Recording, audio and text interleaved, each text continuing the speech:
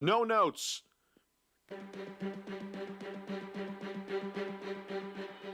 Everybody, I'm Ted DiBiase, the $1 Million Man, and everybody's got a price for lazy booking. Hey, this is your Olympic hero, Kurt Angle, and you're listening to Lazy Booking. No, it's true. It's damn true. Ho! Hey, folks, I'm WWE Hall of Famer Hacksaw Jim Duggan, and if you want to know what's going on in wrestling, check out Lazy Bookings. Ho!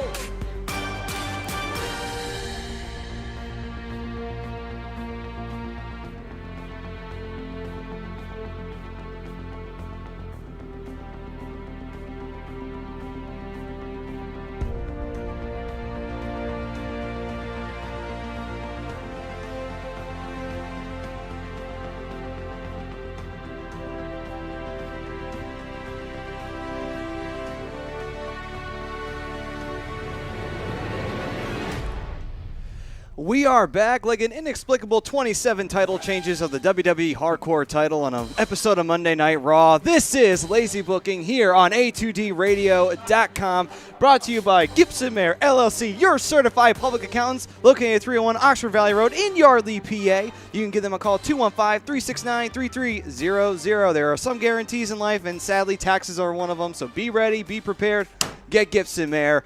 This is Lazy Booking on A2DRadio.com. I'm Matt Sudi, and I'm going to turn it on over to the man with the hour. Too sweet to be sour, Mr. Mike Chromiak. Woo! Let's go, guys. It's Chrome. We got Mike over here. We got Frank over here in the ones and twos. Hey, yo. We're very honored. Our first guest here on Lazy Booking to have CCW senior official Nick Papagiorgio joining us on the couch in front of the goat wall. Nick, welcome to the show. In front of the heater, too. And in front of the heater. So. Yeah, that's right. We give them the VIP treatment when they join us here. So I just need to know one thing. Yeah. Is Nick Papagiorgio your real name? No comment. We're already dodging questions, guys. It's actually like Tim Smith, but, Nick Papagiorgio sounds better. Kayfabe rule number 5, never say your real name. But, so we're honored to have Nick. He's been a very gracious guest already, just pre-show. So, Nick, how's everything going, man? Doing well, guys. How are you? Very, very, very good.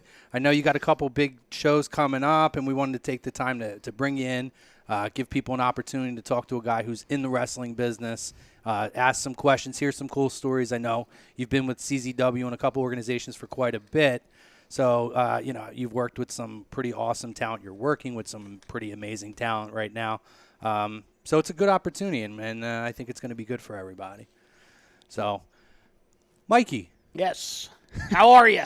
How's it going, buddy? I'm doing all right, man. You good? Yeah. Fresh off of my nearly 3-hour jaunt on AM into PM last night, but I'm ready to go. I'm about to pay a visit to Suplex City, and I'm pretty excited.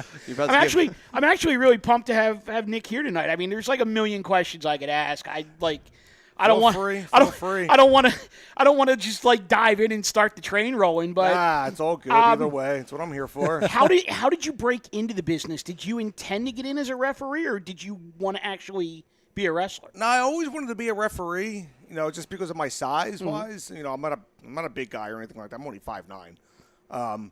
But it was just like everybody else in the business. You grow up as a fan. Then you go to the shows. As a kid, your parents, take you, friends take you, whatever.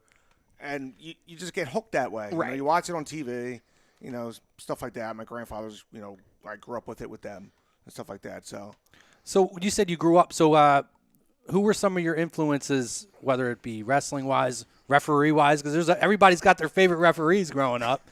I love me some Tim White. Tim White's he cracks me up. But no, see, I was old school. I was a Dick Worley fan. Oh, there you go. Wow. Yeah, he's going throwback over here. There's Mike's nothing always wrong got with like that. the throwback. Mike's like, I grew up with Bruno Sammartino. I'm like, Jesus Christ. He was my next door neighbor. Not really. But when you grew up, was there any, was there a preference? Were you a WWF, NWA, WCW guy? Did you watch it all? What did you enjoy, I guess, growing up, and who did you enjoy watching? Anything that was in the area of Philadelphia, old school fans will remember Channel 48. It literally had everything on there. Oh yeah. But growing up wise, it was always the Saturday morning stuff. I'm like, you watch WWF Superstars, Wrestling Challenge, Spotlight. then he had Action Zone on Sunday. Wow, I Sunday forgot about afternoons, Spotlight. Wow. All-Star Wrestling, whatever, Yeah. everything, But then he had like WCW Saturday Night, 6:05. Everyone remembers that on TBS. It was just, it's really weird. Like as far as like favorites, of course, you like all the bad guys. My buddies were all big Mr. Perfect fans. Ted DiBiase fans. Ted. Stuff like that. But growing up wise, as far as like influences, didn't really have any. Taz was one because growing up as in I was a teenager when ECW was out. He was the only guy. Taz is like 5'8", 5'9", small guy in a ring. It's unheard of to have those guys of that size in the ring at that time, versus when you watch WWF, WCW, NWA, whatever, you have guys that are like 6'2", 6'3", like 250 jacked up guys on there. So it's unheard of, seeing stuff like that. Mm-hmm. So, always the smaller guys, always liked growing up because I'm like, it just influenced you. I'm like, hey, look, I can try to do this. I'm like, I don't need to be 6'5", 7 foot tall, whatever, guy my size can do it. Yeah. So flash forward a little bit. So when you first broke in, what was that process like? Was it, did you have to go to a school or training? How did that process begin for you? Well, first wise, I did attend all the CCW shows. I'm like, you can watch, old video, old VHS, DVD, CCW studios, whatever you want to go on there. I'm front row with the orange shirt on all the time. My first show was Cage of Death 4. That's growing my age here with that. Going into Cage of Death 20 at the end of the year. I think it was like 2002, 2003, somewhere around there. Mm-hmm. It was my first show, and I got hooked ever since. So then, months went by. I somehow got an upgrade to like front row, and that's where I was ever since. My seats got moved over behind the timekeeper table. And I became friendly with Dennis Schock, who was the ring announcer at the time for all the old school CCW fans. And we're, just BSing all the time, talking, crap through, between matches here and there. And then they were short a timekeeper. So he actually brought me over the rail. I would actually literally hop the rail during the middle of the show and actually start, doing a timekeeping for him. Months and months grew on, then they gave me my name. Go figure. So it's not my real name. Okay. He gave me my name. They gave me my name right there. I love it. 3 months into timekeeping, and I got a wrestling name that quick. Thanks to Dennis Schock and actually Derek Sabato at that time too. We were doing student shows, as they called them back then. Mm-hmm. It was actually called Next. It was actually a combination of the CCW and Chikara Wrestle Factories, which are actually, at that time, merged together. The ring announcer, Ed O'Mac, for all you old school fans, too, on top of that, he was actually going to school during the week, because the shows were every Wednesday night at the arena. The booker actually asked me, he was like, hey, were you interested in ring announcing? And I'm like, sure, give it a shot, nervous as hell, don't get me wrong. I'm like, trust me, I'm like, never been in front of the crowd, let alone a wrestling ring or anything like that. And then I transitioned into refereeing. I'm like, I was actually going to, training at the school, CCW schools, Chikara school, whatever, I can't remember what, if they were, at that time when I was there, merged together or anything like that. And then eventually just kind of just weeded in, into the process. Just like any other wrestler, you get trained to take falls and stuff like that too. So where I'm all trained to do that stuff, but could I actually work a match? No, I'm not going to go that far or anything like that. But that's literally the process of everything. So they're never going to have like ref versus ref on a CCW show one No, day? we're not going to go back to the WWF Invasion pay-per-view. Not going to have Patrick and Hebner or anything like that. No, we're not going to do that. That's for sure. So were you trained, I guess, by Mike Quackenbush and Reckless Youth, or not that time period? It was Quack was there. Okay. Reckless wasn't there. At the time, he was actually, I think he was up in the Menace when the school was up there, possibly. He was still around every now and then, but no, Quack was there. I'm like, I trained under Bryce Remsburg. Brian Logan, I trained under too. I know a lot of CCW fans don't like him. Whatever. That's not my issue there. Right. I trained under Dark Sabato too. On top of that, so there was a number of people who I did train under. Got variations of different techniques. Of what to do in the ring. As far as like awareness and stuff like that too. So I trained under Chris Hero, Claudio Castagnoli, or Cesaro, whatever you want to refer to him as. List goes on and on, really, to be honest with you. That's very cool. Yeah. Very So cool. what was your first show that you were as an official that you were in? Oh, man.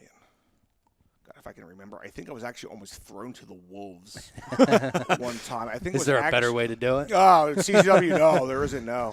I actually think it was I did a small Maven Bentley Association show, which is kind of the precursor to what the Dojo Wars is now. We actually did a show in Bristol, PA. That was actually, I think, one of my first main event matches I did. But I did a death match show in Smyrna, Delaware, in Bulldozers. I think my first one, I think, was a tag match with Drew Blood and Devin Moore versus Drake Younger and Nick Gage. So kind of just thrown right out there. So I'm going to assume the first thing that was going through your mind besides, okay, don't screw up, was please don't let me take a bump. Please don't let me take a bump. Please don't let me take a bump. In that atmosphere, no. And I'm like, please. There was tubes, panes of glass, barbed wire ads, everything known to man. And I think the tubes are like the craziest thing when I see those happen. So what's it like to officiate a match like that?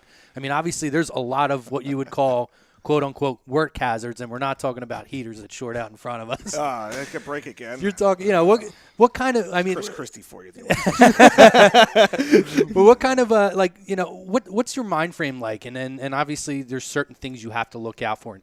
Stay out of the way when you need to stay out of the way. But what's it like to officiate a match like that? Scary. People have actually told me, it's like, oh, you have some really good facials in, the death matches you do. I'm like, keep it up. I'm like, nah, I'm not acting. I'm like, that's legit fear. It's a natural reaction. I don't care who I'm in the ring with. I'm like, that's legit fear that I have. Now, obviously, a lot of things to the refs and such like that. Some things are not always said, but some things are like, hey, listen, this is going to be the spot where we're going to go home, or this is going to be the high spot right here. How often, how much of the match do you get told, or is it kind of just flying by the seat of your pants and you only know when they're going home? I have a preference usually. Some guys like to do it, some guys don't. Whatever. And it's how they're brought up in business. No issues with that. I usually will probably not to really expose the business too much. Obviously, I usually will try to get what they're doing right before they go home, and then whatever they're using as a finish. Gotcha. And unless there's other stuff weeded in between, there's manager distractions or anything like that.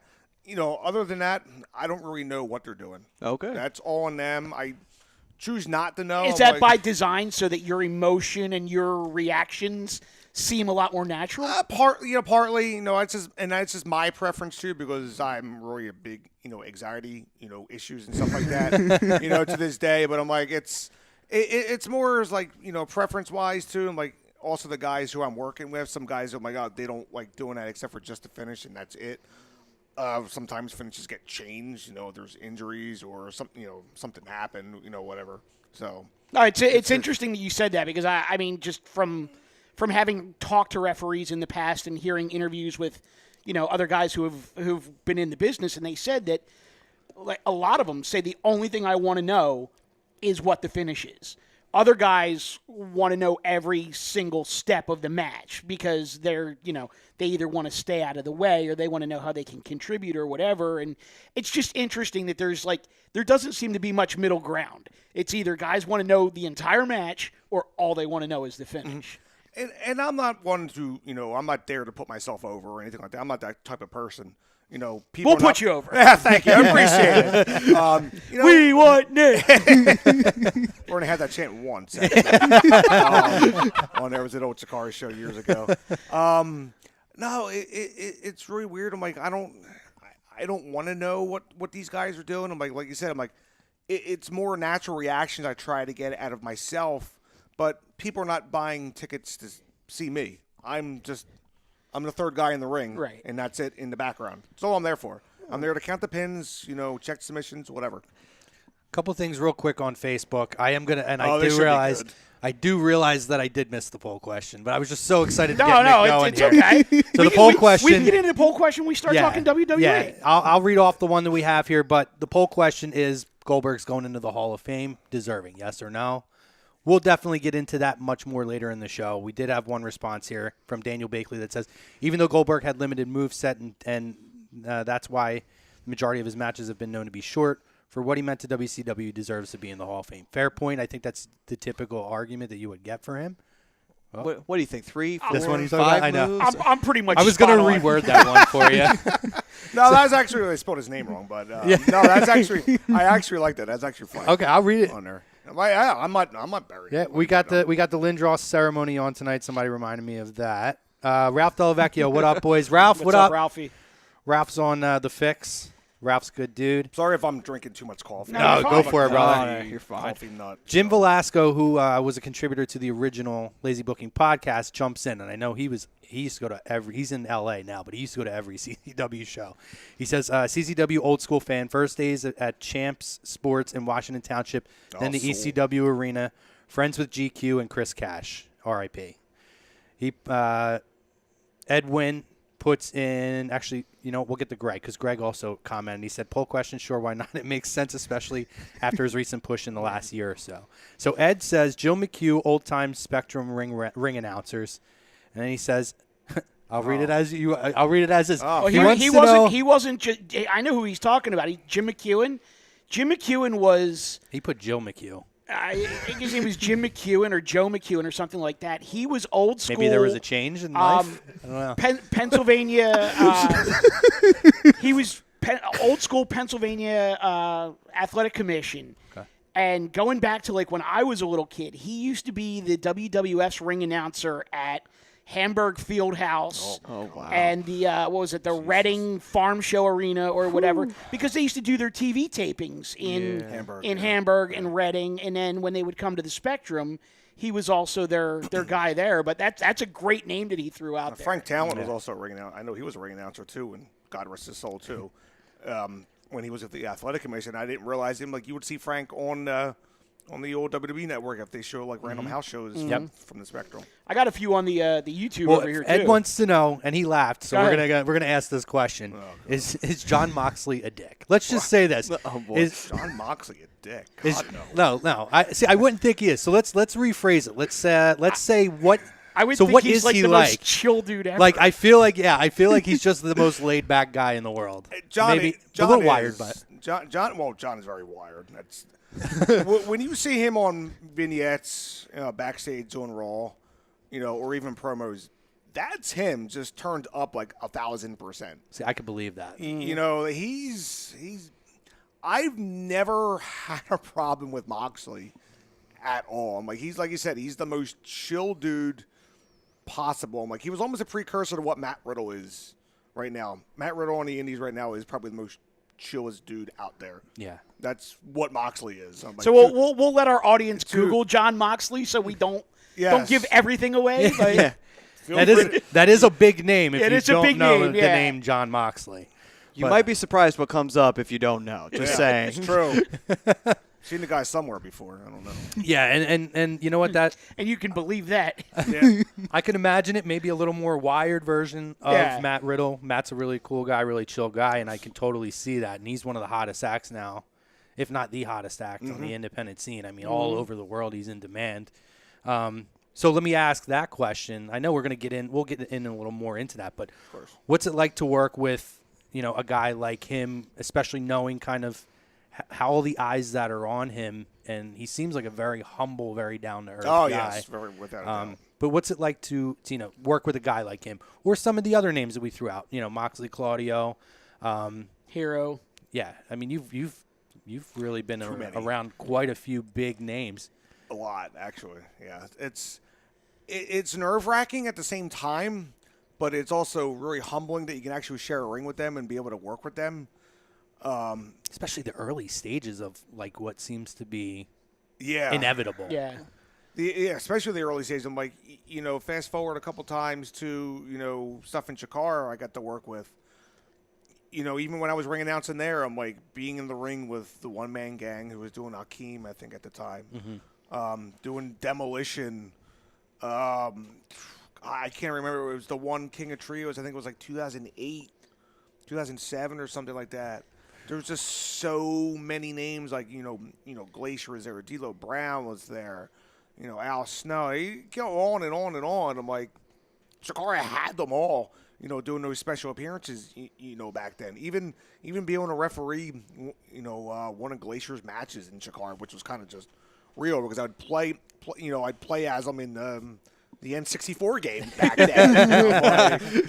On there and crying to kick everybody. Nobody's kicking out of that. Well, which one? Revenge? I think it was Revenge. Yeah. Whatever the good one was. Yeah, I think it has to be Revenge. So Daniel Bakley says, sounds like a guy from Varsity Blues, LOL. Isn't that Dean Ambrose's old name? Or yeah. It is. You win. And the You guy, win, the Daniel. guy on Varsity Blues was Moxon, not Moxley. Yeah. So, Nick, let me ask, who is the quote-unquote biggest name you've been in the ring That's with? probably tough to call. Oh, man.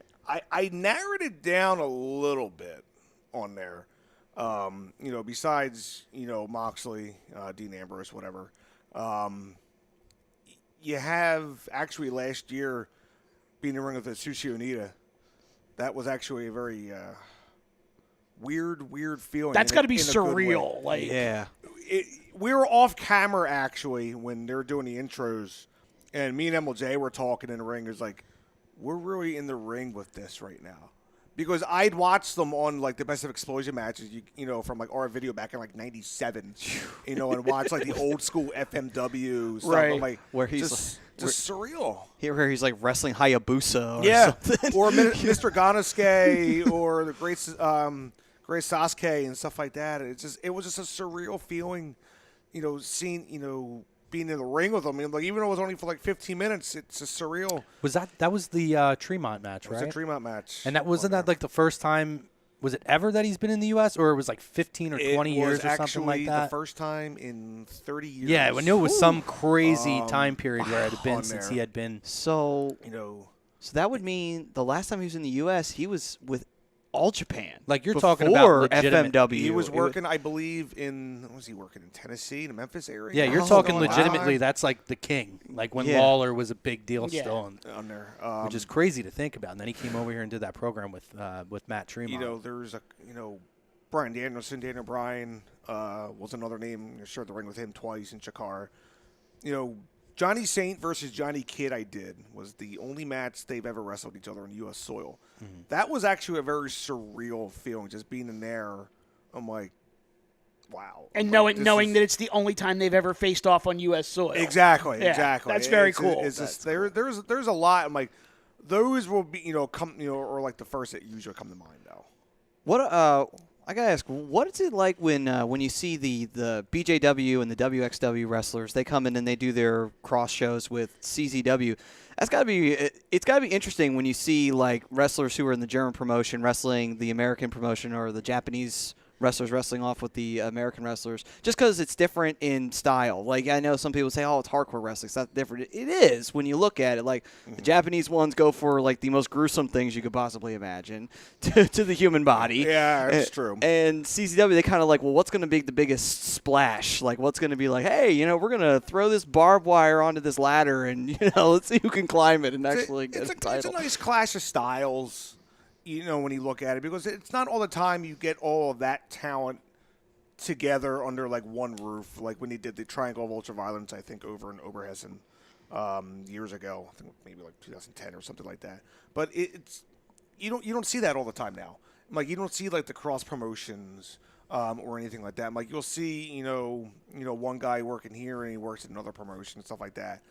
It's not unheard of anymore. At least back then, It was a cool thing. I'm like, now you see it all the time. Right. Like, lately. I'm like, you'll see, just for example, like Zack Sabre. I'm like, you'll see him in Evolve, but then you'll see him overseas in WXW, and then now lately you see him in New Japan or stuff like that too. So but they're independent. They're independent wrestlers. Unless they're contracted, they can go anywhere they want.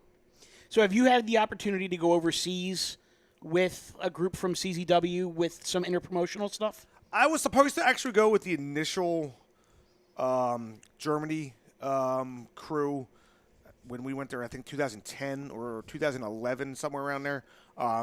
Personal matter came up literally about 5 days beforehand, and I literally couldn't. Like, everything was already booked in my hand. I'm like, I literally had the plane tickets already there. I'm like, it's a personal matter I had to take care of back at home. So I'm like, no, is what it is. It's what it is, right? Is what it is. Nothing you can do about it. I mean, hey, there's always a possible next time. CCW, WXW always do cross promotion stuff like that. It is in the works of it's CCW possible. going back overseas sometime later this year. I don't know where, but it's in the works right now. Cool. I do have a good question here, but Go ahead. is there anything on YouTube? There's a bunch on YouTube, but go ahead. All right, let me get this one question, and then we'll hit YouTube. Andy Ritter asks, Nick, do you have any desire to go up to WWE, or do you plan to stay in the independents? Or we kind of just touched on it, or maybe take some opportunities to do work overseas in, like, Japan? It's a lot. I got a lot of friends in WWE, Yeah. NXT, and stuff like that.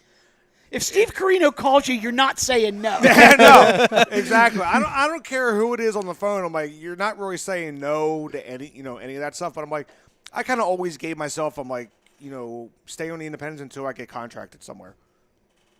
Do I have a preference? No. I really can't have a preference for one over the other. I'm like, it's kind of just whoever calls first, really. As long as my wife lets me.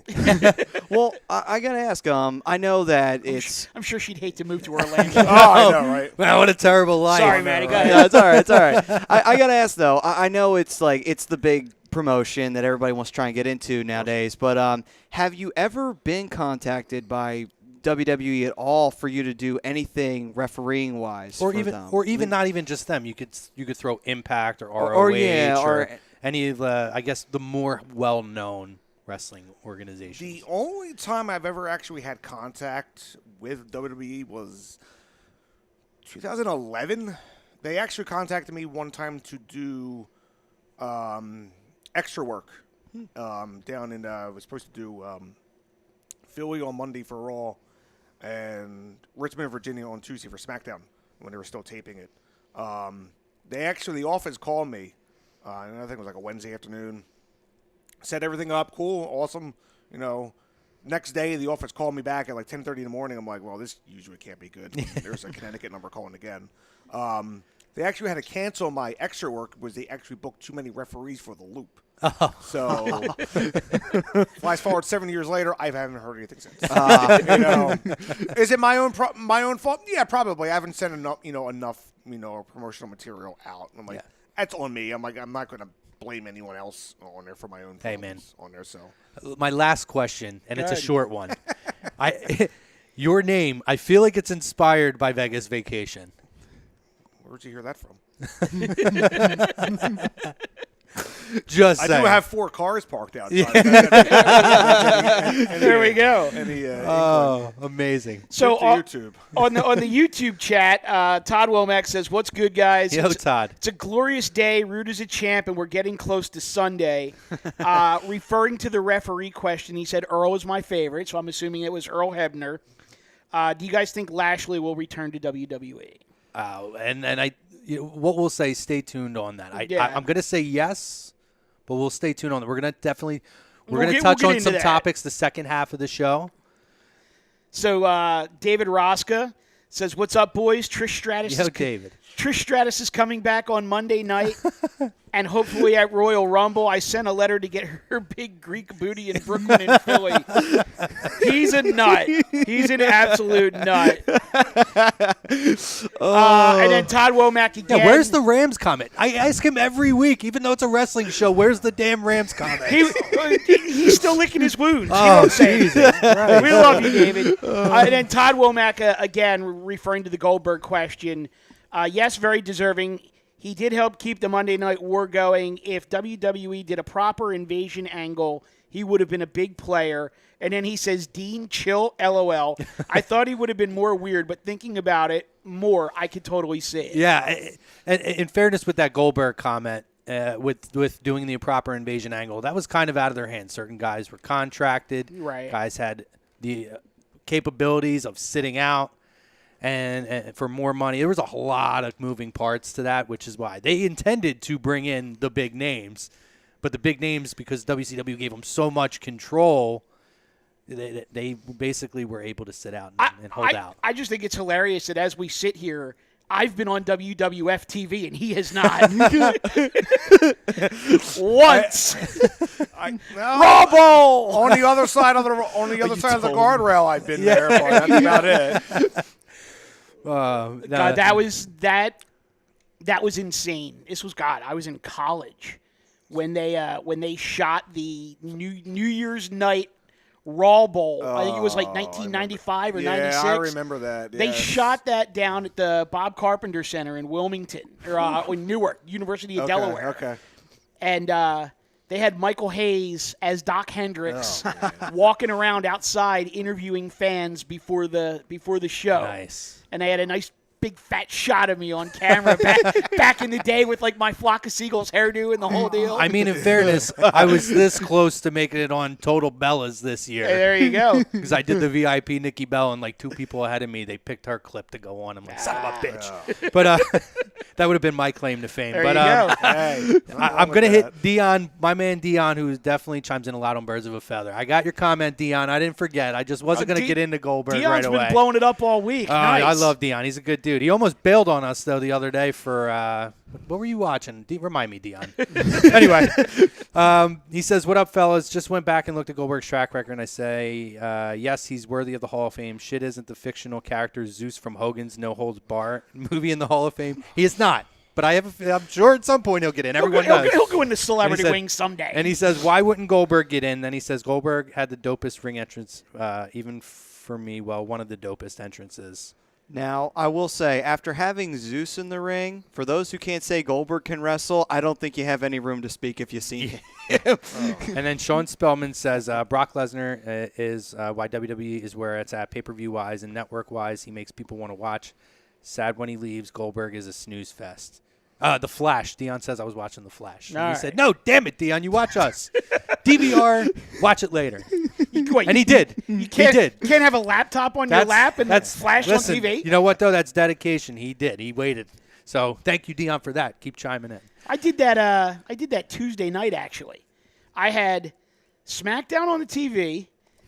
I do it too, TV. I had Facebook up so that I could watch the mixed match challenge. Oh God, I still haven't watched that. When Raw went off the air, when SmackDown went off the air, while they had the Raw 25 going and A2D on the phone. Welcome to the 21st century. Yo, I know, it's crazy. Back in the day with the Monday Night Wars with the 2 TV sets, kind of evolved past those back when days. our parents half of them were having kids, so they had someone to get up and change the channel and adjust the antennas. Oh, the best thing ever was when WCW would run. They would literally take like Nitro and tape it as it was going on, and as soon as it ended, just start the tape and play the whole thing again until like 2:30 in the morning. Oh, yeah. So you could watch Raw, or you could actually back then Raw was only 2 hours. Mm-hmm. So you could watch the first hour of Nitro, then you could watch Raw, then you go get your shower and get ready for bed and everything like that. Hop into bed, turn on Nitro, and pick up right where you left off when you switched to Raw. Which Nitro was 3 hours by that point. Jesus. There was actually a funny time where we're actually at Nitro one time at the Spectrum, and surprisingly, Raw was actually up in Hershey the same night. We actually had eye view of the WCW production guys, right where the hard cam set up and stuff like that. They actually had Raw on a monitor right next to them, so I'm like, all right, I can watch Nitro in front of me. I'm actually at the Spectrum, and I can watch Raw now too. I'm not missing anything. I'm like, thank you, Monday Night Wars, for that one. Yeah. Well, didn't they do that intentionally to make sure that they weren't going to commercial at the same time or something like that? I heard something like that before. I think it was that, or if there was a certain angle that was being played off, they can kind of counteract the two together as far as getting ratings. I wouldn't know for sure, but Well, they were giving sounds believable. They were giving the finishes away, and then Bischoff. It was about. I think it was about going to break. Going to break right around, and he was always beating them back from break, so that and that was their whole big thing. And so I have my question here. Hold on. Dion says, "I did LOL. Trust me, LOL." I can't, and I won't bail on my boys. That's not part of the bro code. The bro code. Damn right, dude. His name's not Doug Zeke. Oh, Dad, that's Doug Zeke. Zeke bailed on you guys. That was terrible. Oh, and now he's suspended. And He's suspended from We we have watching officially A2D. put our first viewer in a timeout. Oh, the first one. And Sean Spellman put, Sean, damn it, you're one of my favorite guys he's here a Giants too. fan, though. Well, he put reason why I love John Cena because he wore Vikings purple twice. Go Vikings. Oh. Oh, And that's from a Giants Come on, fan. That's a Spellman. violation. So, Nick, outside of wrestling, did you grow up like Philly 4 for 4 or no? No. You actually probably stole my car outside. I do have a Pittsburgh Penguins license plate. don't tell anybody where the studio is. No, they don't know. They don't know that. Thank God, unless they followed me here. No, I grew up very weird, like almost like anti-Philly. Okay, For some you're not the first reason. person that said You know, that. would I root for the Eagles on Sunday? I root for the Eagles all the time, but I'm a big fantasy nut. Big DFS guy and stuff like that too. Right. But no, I actually grew up, watching the Penguins. Ron Francis, Yager, Mario, Lemieux, right? Recchi, and when he was there at the time, and then I also grew up with a Florida Marlins fan. Okay. Are Don't you know still why. Are you There's- still a there's Marlins fan? nothing wrong with Derek that. Jeter should be condemned for what he has done in that team. But I'm like, this isn't also the first time this has happened to that team. I think it was actually after This is like the third '97 when they allegedly bought a championship. I'm like, that's usually reserved for the Yankees and stuff like that. But I think almost in 2003 they self-destructed that team again. I'm like, they haven't been in contention since. This is as bad as I've ever seen it, though. Yeah, as far as it's bad. gutting it, I mean, there's not a lot of talent already. There's nothing left almost. Yeah, and I mean, as far as what's coming up, I don't think there's a ton of talent there, and they didn't get much back. Well, they No. have a ton of pitching. They just don't have a ton of position But that's talent. and I mean that's probably the finances of it too, because back then it was a little bit different. Nowadays you got guys getting 10-year contracts to where you're not going to get a talent back if someone's going to take that deal with however many years are left on it at this point. Right. I can't remember, but Well, I mean, look at the silver lining there. The Marlins actually can make history. They're the first team to have bought a championship and to beat a team that always buys championships in a World Series. So there you go. claim to fame. Yeah, nothing wrong with that. So I want to ask this. So we kind of touched about it before, but I mean CZW, it's actually a name that's gotten pretty synonymous. And I feel like the reputation has grown, obviously, because a lot of talent that's very well known now, and that a lot of it too happens to be with the emergence of NXT. People are more aware of independent wrestlers, and New Japan now taking more of a forefront, Ring of Honor, all these different organizations. What is it like? How do you feel as far as I feel the growth of it? I mean. I know from the one opportunity I had to be around, there was people who were very established in the business that have been there for a while, and it's almost like they seem like they want to be there to work the shows if there's availability. I don't know what it was like in the early days as far as trying to bring in, 1 or 2 or 3 name draws in, and just kind of building it up from scratch. But would you say now that notoriety that's been built there and people are seeing these guys, that there is more eyes on the CZW product? Yeah, I would definitely always think, I'm like, like you said, I'm like, it's always been, synonymous with, hardcore wrestling, ultra-violent wrestling, whatever you want to call it, too, on top of that. That's where it also gets a bad rap. That's actually what I was going to ask you. Like, I would agree. How do you respond to people who, when they hear CZW and they say, "What's that?" and you say, "Well, Combat Zone Wrestling," and they say, "Oh, isn't that the garbage wrestling?" I mean, how do you respond to that? That's almost like saying, like, is wrestling fake? That's literally what it's basically saying and stuff like that. If you want to watch, we have something for everybody. CCW has. You want to watch hardcore wrestling? Go to Tournament of Death. Go to Cage of Death. You want to watch, tentacle wrestling or high flying wrestling? That's what we have Best of the Best for. With the Best of the Juniors all over the world. I'm like, now it's been mainly best wrestlers in the world. It hasn't really. They've gone away, sort of from the junior heavyweights now with everything that we do. And we had last year at WrestleCon, we with all the names that we had in there. David Starr, Scorpio Sky, Dave Chris, Shane Strickland, Michael Elgin. The list goes on and on. I'm like, it's a combination of everybody. Every style on there. Yeah. Anything, whatever style you like. You like Japanese strong style, high flying, you like technical. There's something for everybody now. I'm like, and it always has been. It's just a lot of people just, they like to get to the, political BS that, came with CCW. That's neither here or there. Yeah, and it's almost the same kind of gripes that you would hear from back in the old ECW days, where it was just hardcore wrestling, but they had guys like Guerrero and Vacant, who we don't say his name usually anymore. I was going to say Malenko, but we could go with Malenko Vacant. too. Malenko is another guy.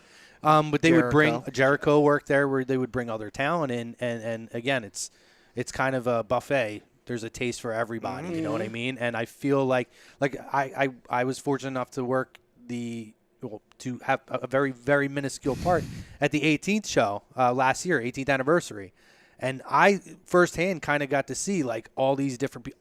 I hadn't watched it in a little while, so kind of seeing what it's become now. I said that to my friend who I was there with. I said, it's a lot different than I remembered it being. And like you talked about, David Starr's a huge example. Him and Matt Riddle put on a freaking clinic there last year. Nick worked that match. There's something there for everybody. Dave Chris is awesome, by the way. Yes. And he was a great guy. We got to talk Dave's to good him. Dave's good people backstage. Yeah, too. and Him and his brother. I was fortunate. I didn't get to talk to his brother so much, but I was fortunate enough to talk to him a lot. And like, what a really great guy. And it seemed like a very driven guy. Dave is very driven. Dave is very, very humble too. On top of that too, and I'm glad to see what he's getting with on Impact. What's crazy is I remember him and his brother working openers for ROH at Murphy Rec Center. The Irish Airborne Tag Team, yes.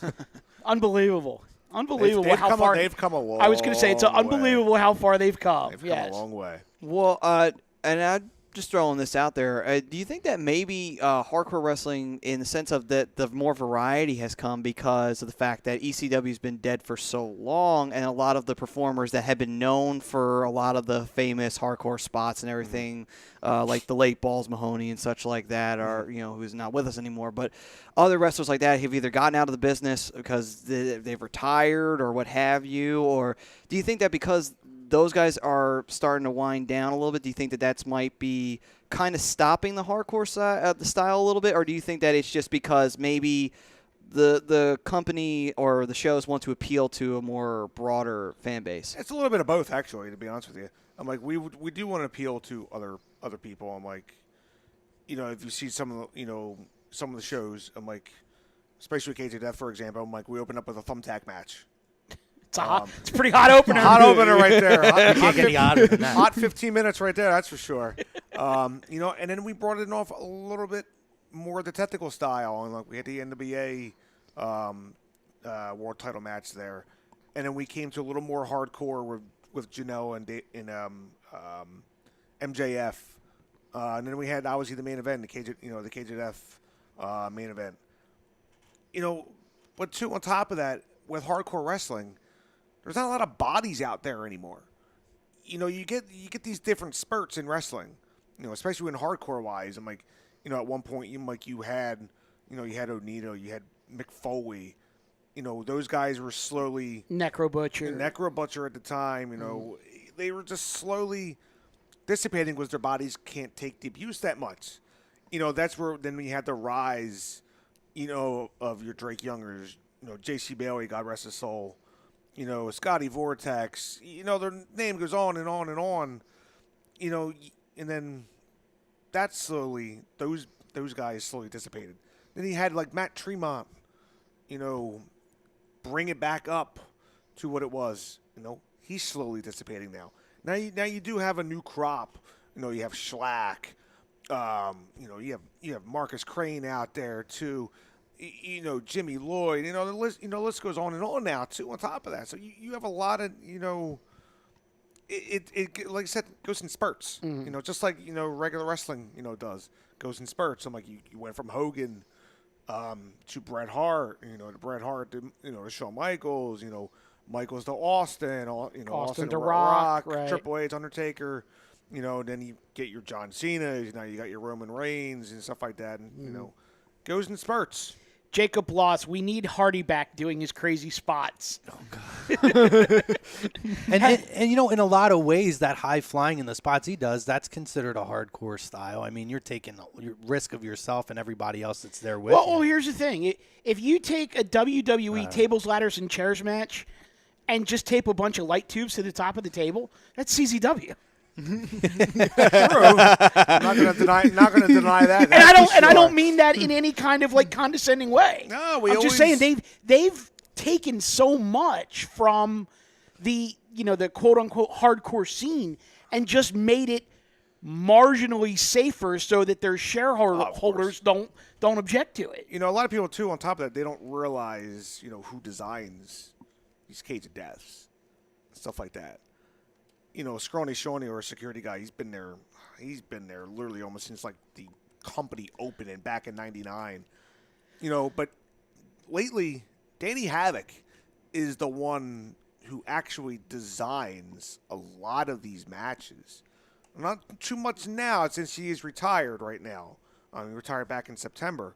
But he's designed a lot of these cage of death matches, a lot of the stuff that you see swinging from the top of the ceiling and stuff like that. He's designed a lot of the Tangled Web matches, way back when. A lot of people don't realize that, too. Even a lot of his death matches, even a lot of the stuff at TOD, even if he's not in it, he's designed or at least put, his signature on there, stamp of approval with stuff like that, too. But you want to make it insane, but you also want to make it safe for the performers, too, on top of that. Right.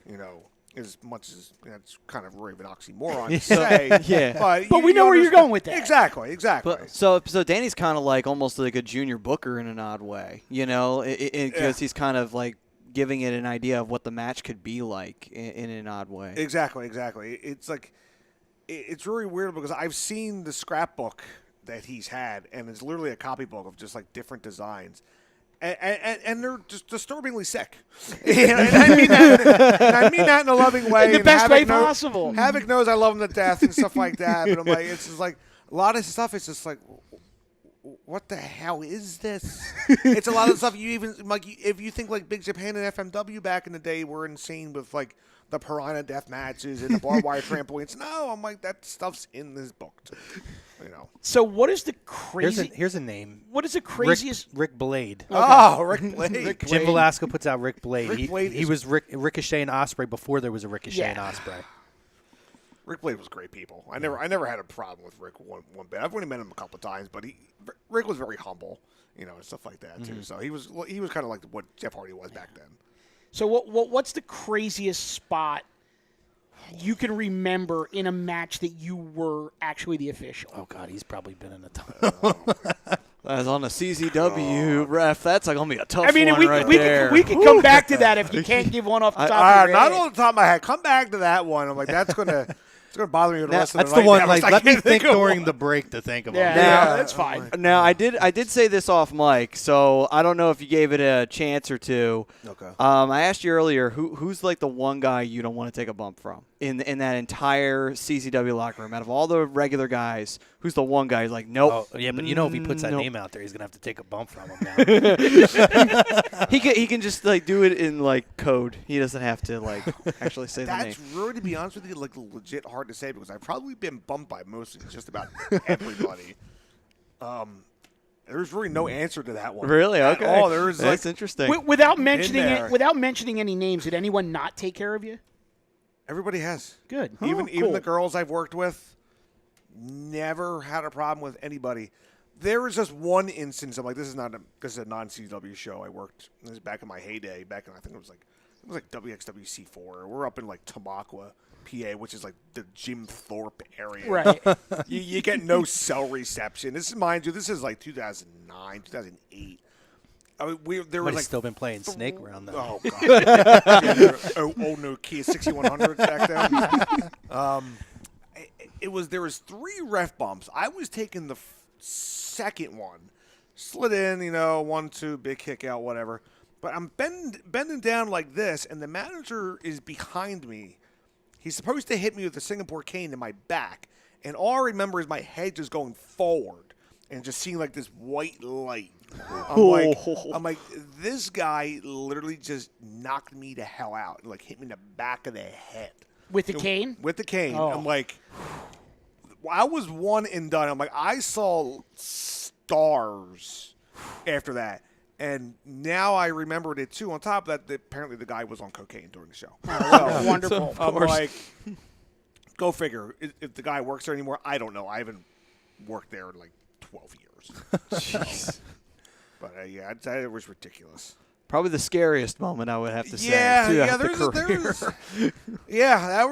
were a lot. I'm like, that's literally, that always will take it. Like, I showed my brother-in-law and my sister one time, too, and they actually were like, oh, repeat it. I want to see my brother get hit back in the head with a cane. Yeah, it's just, my wife's seen it. She just cracks up and just laughs at it. So, you're all demented. So, were you married when you got into the business? No, I got married in 2000 and, oh, God. Jeez, when the hell did I get married? 2014. So you've only been married like 4 years. Okay, you may not have died from the cane shot, but, after the show.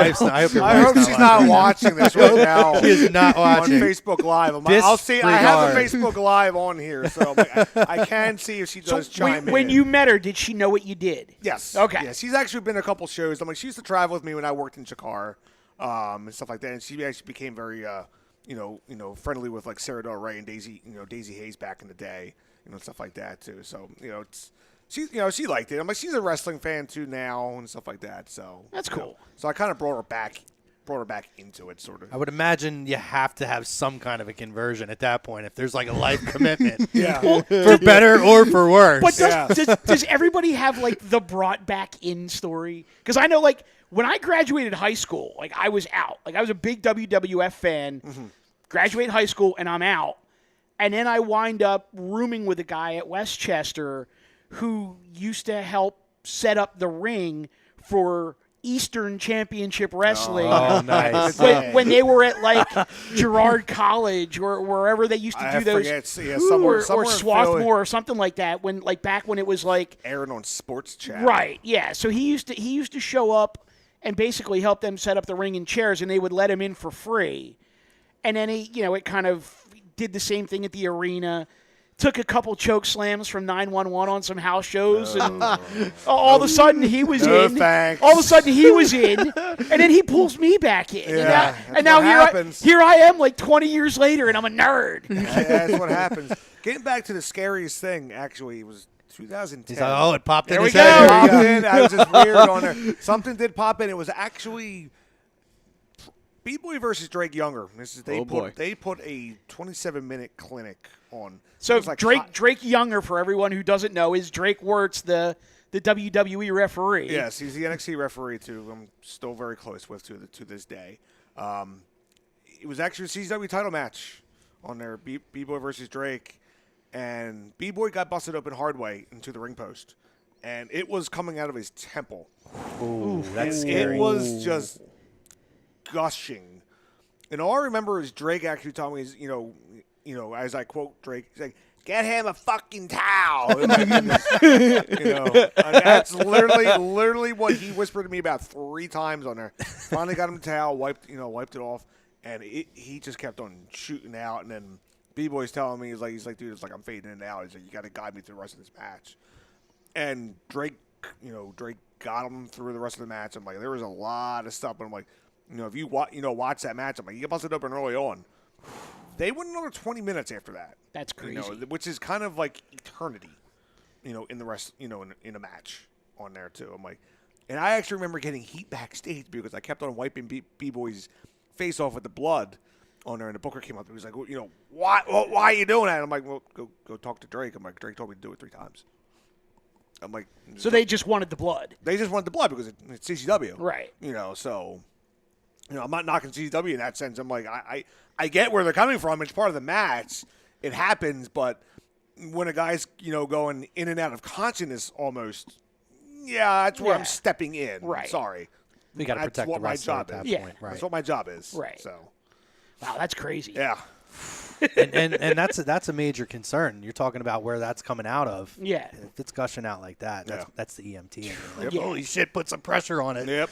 But, I mean, you've obviously you've worked with Kevin Owens, right? Yes, I actually did his infamous match with Vordell Walker. Okay. On there, that's the early days of me. That was like 2008, also I think somewhere around there. I don't even know if Vordell's still around. To be honest with you, I know he was from down Was south that the somewhere. yellow and green shirts? Oh, I don't even remember what he did back then. No, for you, I'm saying, is that when you guys were the wearing stripes? the Yes, stripes? that was the striped shirts on there. I am the one responsible for getting us the black polos, by the way. Thank God. so. He Oh, looked, there you go. Very nice.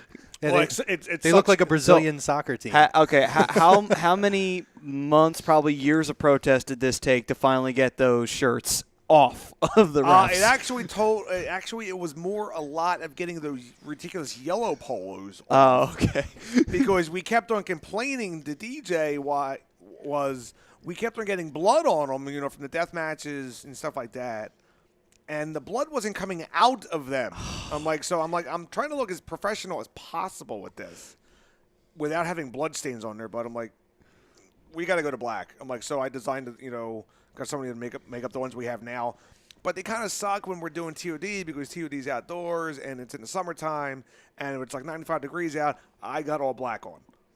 Do the math on that. That was Can you explain to the viewers why Tournament of Death is in Delaware and outside? TOD's always been outdoors. Okay. Since literally TOD 1. Always been an outdoor event just because of the death matches, because of more of the tube glass, the tube dust that comes out. So it's more ventilation and stuff like that too. But why in Delaware, I couldn't tell you. I'm like, that is, to people who don't believe it, that is DJ's parents' farm. Okay. Legit. There is a sign out there when you go out there that says Markland Little Acres. Legit shoot on there. So, it's literally out there. And his parents are as nice as could be. I'm like, we'll literally bend over backwards for you, when you're there. I'm like, so that's it, though. It's basically a rent-free show because it's literally on their farm. To a certain extent, I'm like, if you ever talk to DJ himself, I'm like, it is literally the most stressful event to put on. I can imagine. Yeah. Years ago, there was no athletic commission for wrestling. Mm-hmm. Now there's an athletic commission that does oversee wrestling in the state of Delaware, which is literally insane to get permits. You have to have EMTs on site, even if nobody gets hurt or not. I've seen, guys got to get blood tested too to make sure nobody's, got anything. Right.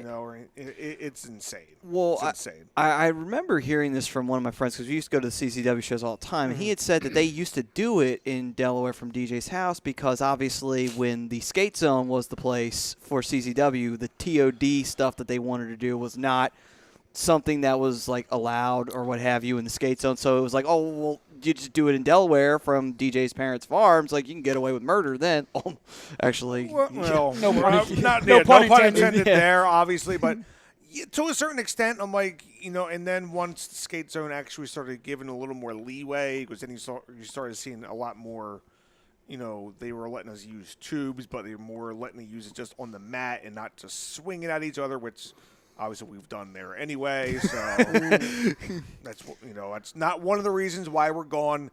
To the people that don't know, the skate zone is being turned into a giant gym for the Flyers and an office area. Yeah. So there is no wrestling there at all. It's not a right. CCW thing or anything like that. That's probably the only backstage thing you'll ever hear from me actually saying on any kind of radio show or anything like that. Yeah, well, I think we never got kicked out or anything like that. Right. There's no wrestling there. I'm like, ECWA used to run shows there before.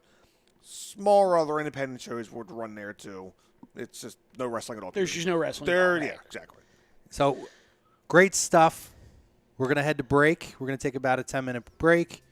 Matty's going to do the readout, but on the other side, we're going to talk current events. We got more with Nick.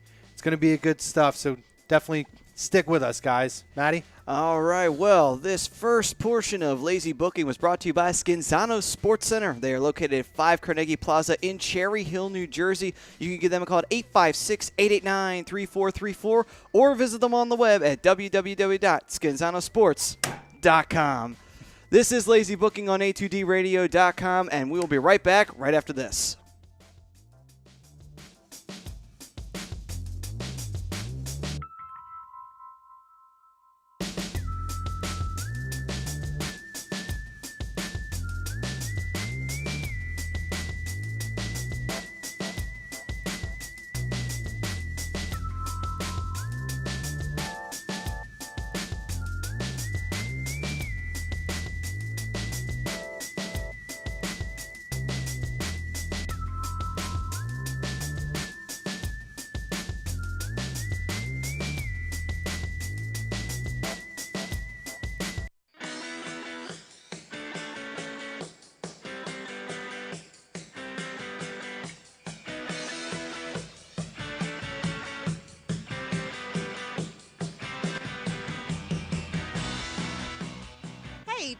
get your skills in shape, then contact the Scanzano Sports Center, located at 5 Carnegie Plaza in Cherry Hill, New Jersey. You can give them a call at 856-889-3434 or visit them on the web at www.scanzanosports.com. John Scanzano offers individual, semi-private, and team training lessons in hitting, pitching, catching, outfield, along with turf rentals. The Scanzano Sports Center is equipped with a 31,000 square foot indoor facility, 4 batting cages, and a 4,000 square foot strengthening and conditioning room. So what are you waiting for? Contact the Scanzano Sports Center today.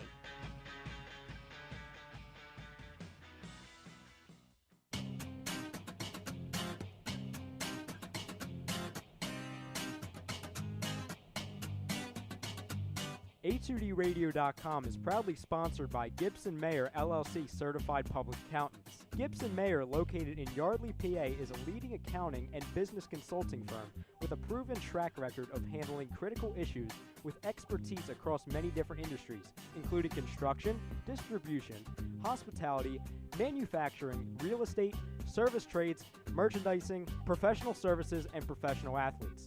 Give them a call at 215-369-3300. That's 215-369-3300. Your initial consultation is always free, and if you tell them that Tom and Mike from AM and the PM sent you, you'll receive 15% off all income tax services completed by February 15th. That's Gibson Mayer LLC Certified Public Accountants, 215-369-3300, or visit them on the web at www.gibsonmayer.com. That's gibsonmayer.com.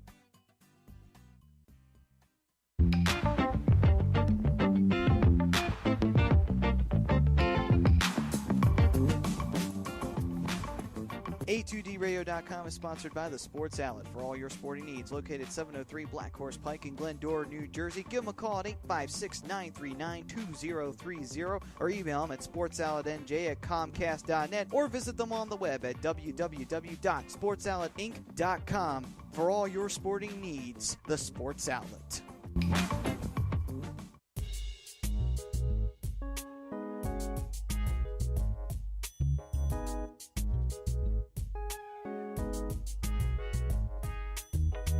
Tom and Mike, AM and the PM, is brought to you by Gibson Mayer, LLC, Certified Public Accountants. Gibson Mayer, located in Yardley, PA, is a leading accounting and business consulting firm with a proven track record of handling critical issues with expertise across many different industries, including construction, distribution, hospitality, manufacturing, real estate, service trades, merchandising, professional services, and professional athletes. Give them a call at 215-369-3300. That's 215-369-3300. Your initial consultation is always free, and if you tell them that Mike from Tom and Mike AM and the PM sent you, you'll receive 15% off all income tax services completed by February 15th.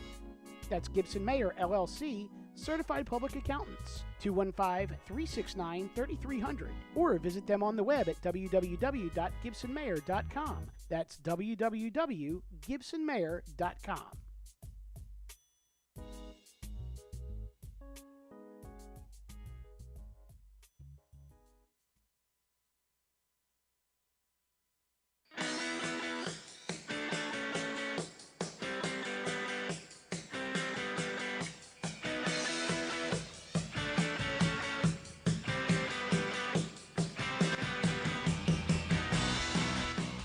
Hey, do you need to get your skills in shape? Then contact the Scanzano Sports Center, located at 5 Carnegie Plaza in Cherry Hill, New Jersey. You can give them a call at 856-889-3434 or visit them on the web at www.scanzanosports.com. John Scanzano offers individual, semi-private, and team training lessons in hitting, pitching, catching, outfield, along with turf rentals. The Scanzano Sports Center is equipped with a 31,000 square foot indoor facility, 4 batting cages, and a 4,000 square foot strengthening and conditioning room. So what are you waiting for? Contact the Scanzano Sports Center today.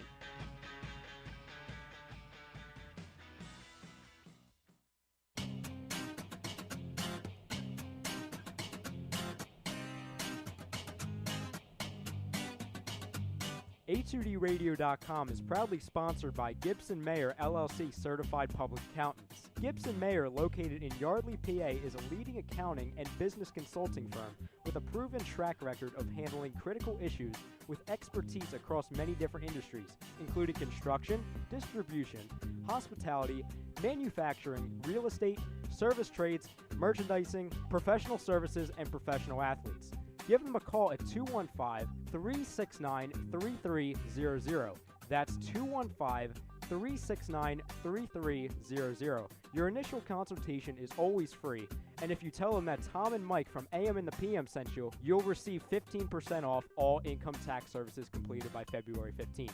That's Gibson Mayer, LLC, Certified Public Accountants, 215-369-3300, or visit them on the web at www.gibsonmayer.com. That's gibsonmayer.com.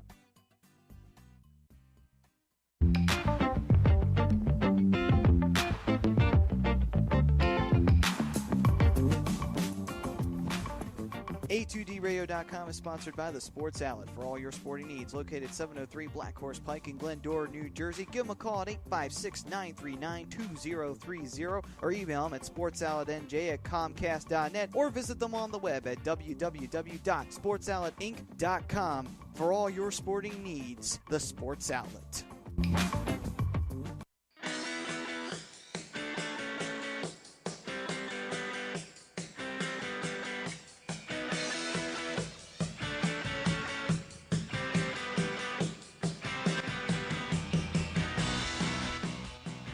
Do you need to get your skills in shape? Then contact the Scanzano Sports Center, located at 5 Carnegie Plaza in Cherry Hill, New Jersey. You can give them a call at 856-889-3434 or visit them on the web at www.scanzanosports.com. John Scanzano offers individual, semi-private, and team training lessons in hitting, pitching, catching, outfield, along with turf rentals. The Scanzano Sports Center is equipped with a 31,000 square foot indoor facility, 4 batting cages, and a 4,000 square foot strengthening and conditioning room. So what are you waiting for? Contact the Scanzano Sports Center today.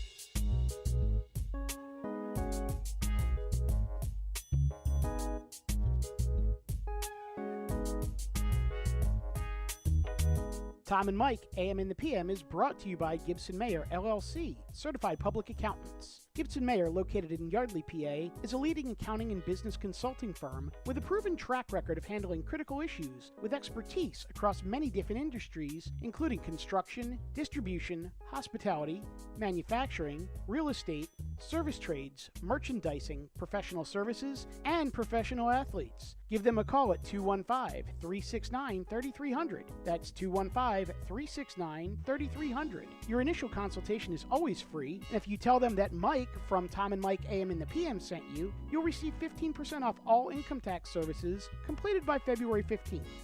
That's Gibson Mayer, LLC, Certified Public Accountants, 215-369-3300, or visit them on the web at www.gibsonmayer.com. That's www.gibsonmayer.com.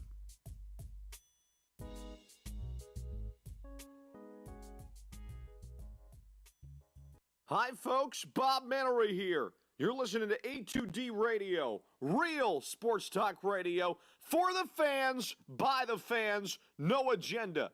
These guys are the best in the business. Hashtag it. No notes.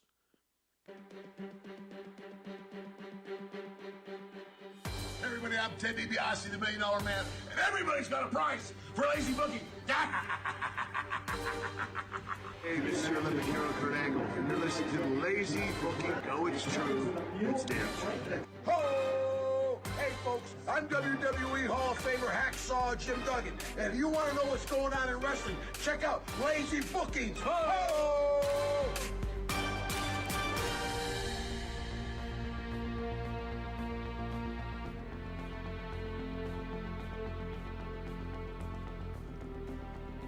Stand back!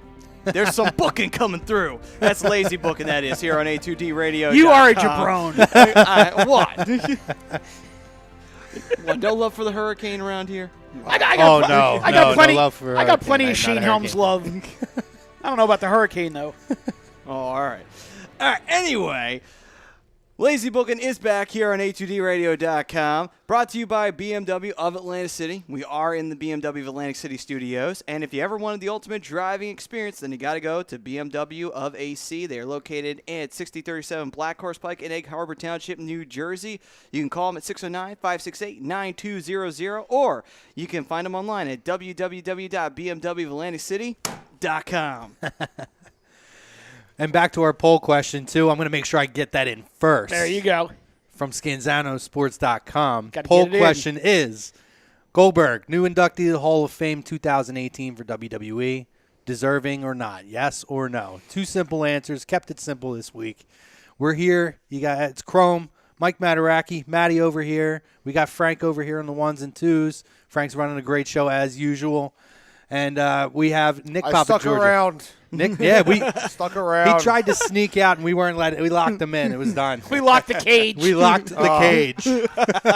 Scary enough in there. Oh man, but yeah. So we got Nick. If you guys want to chime in, jump in, any questions, any comments, any of that good stuff. We're gonna get into some wrestling news that came out this week. I don't know if he heard this story, so I'm gonna tell the story real quick.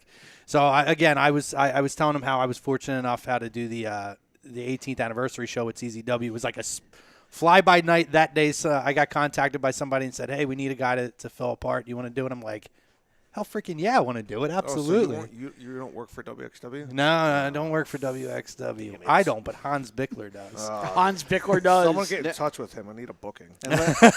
Literally, Nick just gets up and leaves. Like, so you're not with WXW? Okay, I'm out, man, guys. Bye. Yeah, you guys sold me on a bag of goods over here. But so the way the match, it was a title-for-title match between Matt Riddle and David Starr. So I was David Starr's representative from WXW. And, when we had gone through really what we were supposed to do, we were just going to basically stand in the ring, take pictures, all that good stuff. Well, apparently there was more planned, but we were never told. So, we stand in, we do the picture, the photo ops, all that, which, by the way, I do have to say was an interesting experience when you're in a gimmick or a character for your first time and people were screaming, fuck you, from the crowd. Oh, it was great. But anyway. Especially that crowd. Oh, it was great. They were actually, surprisingly, I expected a lot more of it, but there was a few tolerable heckles. Now. Yeah, tolerable. But so we go backstage. Well, here, I don't think many of us knew that there was an intention of us standing out in the aisleway holding the belts, and then with the way the finish was, the title belt was supposed to end up in Riddle's hands to hit David Starr. So we're backstage, we're hanging out. I'm actually on my way to take a piss, and somebody grabs me and they're like, "Yo, you got to get back out there." We're like, "For what?" So we go and they just say, "Stand here." And then we still didn't hear that we were supposed to hand someone a title belt. So we're standing there, and all of a sudden, Maven comes back and he says, "All right, we're gonna push you guys forward." And I'm like, "Okay." And he's like, when they reach for it, just hand him a title belt. But I think it was supposed to be the other gentleman that I was working with, Lou, and somehow it ended up being me, and I'm like, am I supposed to willingly give it to him? Because I'm the representative of David Starr. Why would I give him that belt?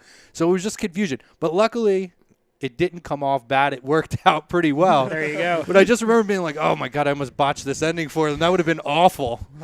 But that was an amazing experience, getting to work with a professional like Nick and working with professionals like David and Matt Riddle. Like I said, my 15 minutes of wrestling fame that I'll never have again, but I'll always enjoy it. And knowing the talent, like you said, that when you're in the ring with talented guys like that, it's an unforgettable experience. And again, like David and Matt were very gracious. I've talked to David a few times since then through social media, and even after that, he was very, very, very, very nice about it. But we're going to jump into a couple of things, and we will get more into things with Nick, with CZW, I'm sure, as we go along, and some of the other shows. Like I said, he's got some shows coming up that we're going to talk about. But let's hit some of those topics that we were talking about for this week. So somebody brought up Bobby Lashley. Is he going to go to WWE? There's been a big purge, or I don't want to say a purge, but a number of names that have left Impact Wrestling, which seems to be every 6 months you get these big strings of guys leaving there. But they do bring in other talent. Obviously, Austin Aries has now returned there. Austin Aries and his 12 belts. Oh, God. He's like the champion of everywhere. Everywhere. And I think that, honestly, that's like just the wrestling industry's way of telling Vince, you're a jackass if you couldn't figure out a way to use this guy. Well, it was a missed opportunity. And even I don't know the whole backstory. You hear things, but one thing Neither I'll do say, I. there was an opportunity, I think, at WrestleMania to put the Cruiserweight title on him. That I thought his program with Neville was very good, and they worked very well in the ring together. And I think it was a missed opportunity. Yeah. He's a name that people definitely knew, and maybe they underestimated how big of a name that Austin Aries is. And that would have been a nice, and especially at that time where really Neville was carrying the division, that was a guy that you could legitimately put up there and exchange, if you want to exchange the belts back and forth or create something similar to what they did with AJ Styles and Kevin Owens, where there was a trade of the U.S. title to create, an extended program with them. Well, I would think that if Lashley is coming back, I think it's going to be after WrestleMania. I think basically and I have no inside knowledge, it's just my speculation, is that basically what's going to happen is Brock Lesnar is going to lose his belt and go home, and the next night on Raw, Bobby Lashley is just going to slide right into that slot. The big guy, the super freak athlete, the MMA background, the whole deal, and they'll just keep right on going. They could do something like that. From what I have read from multiple sources, reading dirt sheets and stuff. So the big names that have kind of been out now are Lashley, EC3, Ethan Carter III, Derek Bateman, if you're a WWE. I was going to say NXT fan. My original NXT version. If I had to make any kind of prediction at all, I think you get some form of Derek Bateman / EC3 at the Royal Rumble. Well, yeah, and then there was Laurel Van Ness, right, who is Chelsea Green, if you watch Tough Enough, right, and James Storm, obviously. I don't know what's going to happen with Storm. I don't. That one-off that he kind of did where they were dabbing and bringing him in, I don't know if they have any hard feelings with that. Apparently they told him, if the timing's not right, that's fine. Door's always open. Yeah, and I love Storm, and I've been fortunate enough to meet him, and he's a super nice guy. I hope that he has an opportunity. Sorry about your damn luck. I loved the beer money so game. did I thought they were amazing. I thought it was great. But from what I understand, I know at least EC3 and Chelsea Green, Laurel Van Ness, they're available immediately. From what you can't expect Lashley at Rumble at least, because I think he's not free to sign until after February 1st. Well, I know the rumblings that I'm hearing on EC3 is that he declined independent bookings He the has, weekend of Royal Rumble. Well, he's canceled a couple. I know at least one that he canceled that weekend. And he was spotted at the Performance Center. I don't know if it was yesterday or today. Okay, well then there you go. So I don't know if he's going to be a Rumble guy. I don't know if they're going to bring him in NXT, maybe at Takeover. There's a lot of opportunities. But what I like about him, and we talk. Hop back to that for 1 second, because that actually brings up a really good question. I think for everybody is. So he did his FCW and his NXT stint back in what we'll call the original version. With him being the main event caliber guy that he was in TNA and Impact, and I understand it as most guys come from there, they go to NXT.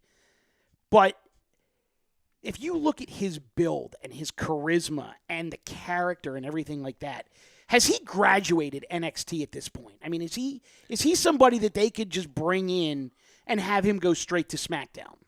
I think so. I think for me, he's got to be better than Mike. He's got to be better than Mike Kanellis. Well, and that's an interesting point that you bring him up. I was having a conversation earlier today, and the whole conversation was, and I think that having NXT now changes it, because you looked at guys like AJ Styles, Samoa Joe, Bobby Roode, all these guys who now WWE backs them, and the argument that I was having thrown at me was, they never back a young guy. I don't know if it's that they're young and they don't totally buy into it and this and that. But, now with the experience with these guys, they've proven that they can go to Japan, work independent scenes, draw money. So they've gone the hard road and gotten there and proven. AJ Styles, I think the New Japan run that he did was what WWE looked, and they're like, oh, shit, we missed the boat on this guy for a while, right? But he had to do that. But I think the difference between those guys, if they had an NXT back then where there was a little bit more of an exposure at a younger age, because NXT now is a lot. I mean, they have older talent, but a lot of younger guys who are able to develop the characters and craft and all that. I can't say that they would or would not have, but I think there would have been more opportunity. And for me, he's so young. And again, you look at what he was the first time he was there. And he said, okay, this didn't work. I'm sure he sat back. There's a self-reflection. What do I need to do? He created this character. Right. And, I mean, he hit the ground running. And I don't want to knock Impact or TNA, but there has been good things and some very bad things.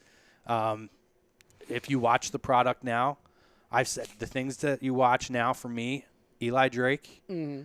I like the knockouts. I love Rosemary. I like Laurel Van Ness and some of the other women there.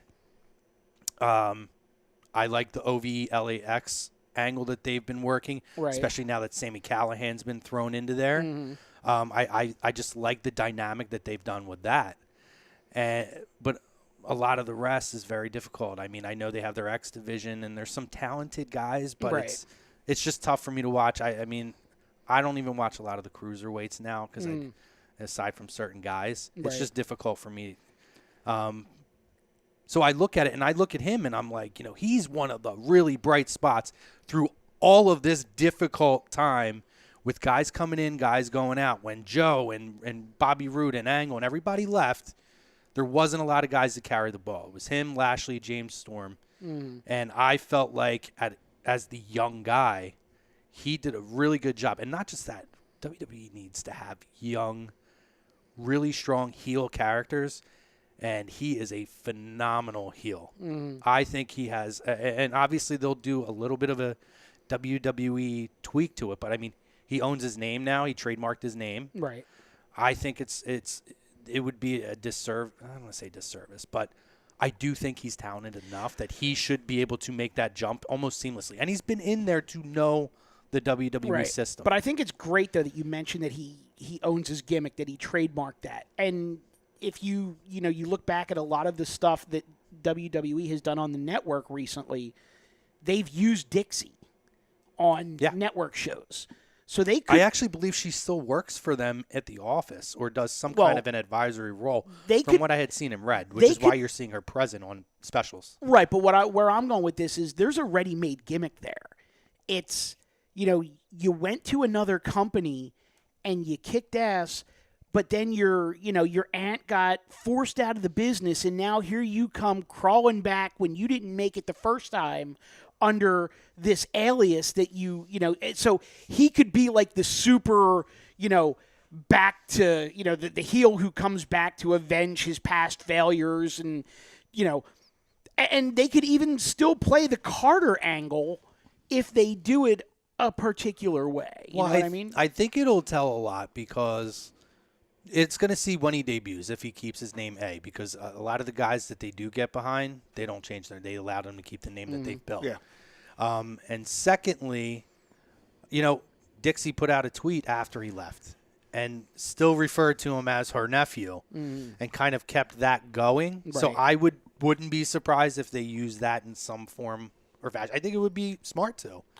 Yeah. So I think all of those names have a place for them there. Well, the interesting thing is if he does come by and he shows up, say, like if he's canceling bookings on the weekend of the Rumble, he's either going to show up on – we'll find out what his course is. If he shows up on NXT, then obviously we know what they're going to do with him. If he shows up at Rumble, then in my opinion, that's like the saying, okay, we're going to give you an opportunity here to carve your own path out. We're not going to have you go through – the rigmarole bullshit that we had. Some of the other guys who really shouldn't have gone through it, guys like Finn Balor, guys like Joe, really should not have had to have gone through NXT, but they did. I thought Joe was good there at the time where they had him, though, because a lot of the young talent, that was a big-name guy to put them in major programs and get them ready. I think Balor was there too long. I don't think Nakamura was there long enough. I think Joe was perfect in his time there. Yeah, my opinion. It's not that it was bad. It was just that, when you think about NXT being a developmental league, well, obviously, if you're thinking about it, like, Samoa Joe's kind of that draft pick you start on the team, and then the same thing with a guy like Finn Balor. You don't put him down in the D League. Joe hit the ground running as soon as he hit that main roster in a big way. Yeah. Nick, did you ever work with him? not in a match. He was actually. I don't know if you can hear me or not. Yeah, you're good. Yep. He was actually in the locker room. Doing the IW Mid-South when they invaded the first show at the arena. Right. Where it was the infamous Joe Necro Butcher match. That was actually the first time I met Joe. It was one and only time I met Joe. Never had a problem. Cool. Joe was a good guy, but mind you, that was also back in like 2006. Right. That was way back in the day. And that's when he was doing a really great program with Kurt Angle. Then that's when that was probably one of the best programs TNA or Impact's ever had. It was that. I think he was in their Ring of best. Honor at that time still too, a little bit at that time. Yeah, because I think he did a few guest spots with the current champ at the time or what have you. Jim Velasco says EC3's got to skip NXT now, but will they refer to him as Derek Bateman? My point with that was if they go back to Derek Bateman, I don't think they're totally backing him at this point. Well, I think if they allow him to keep the name, then I think that they're on board, and I think they understand it. From what I've been reading for like 2 years, they've wanted to bring the guy back. Well, what they could do is they could like say he's Derek Bateman, but then he could immediately just cut a promo on that and just say, you know what? No, I'm not Derek Bateman. You know who I am, and this is what I'm gonna do. You know, simple, done, out of the way. You know. See, I'm kind of along the same lines, but I'm going. The flip is come in and they called me Derek Bateman. Yeah, you know, I was what here. An insult. I was here, and you know they didn't want me to use the family name. They made me go by this Derek Bateman character, and you know, frankly, Derek Bateman sucked. My name is Ethan Carter III. And, But basically exactly what Matty's saying, but flipped. Right.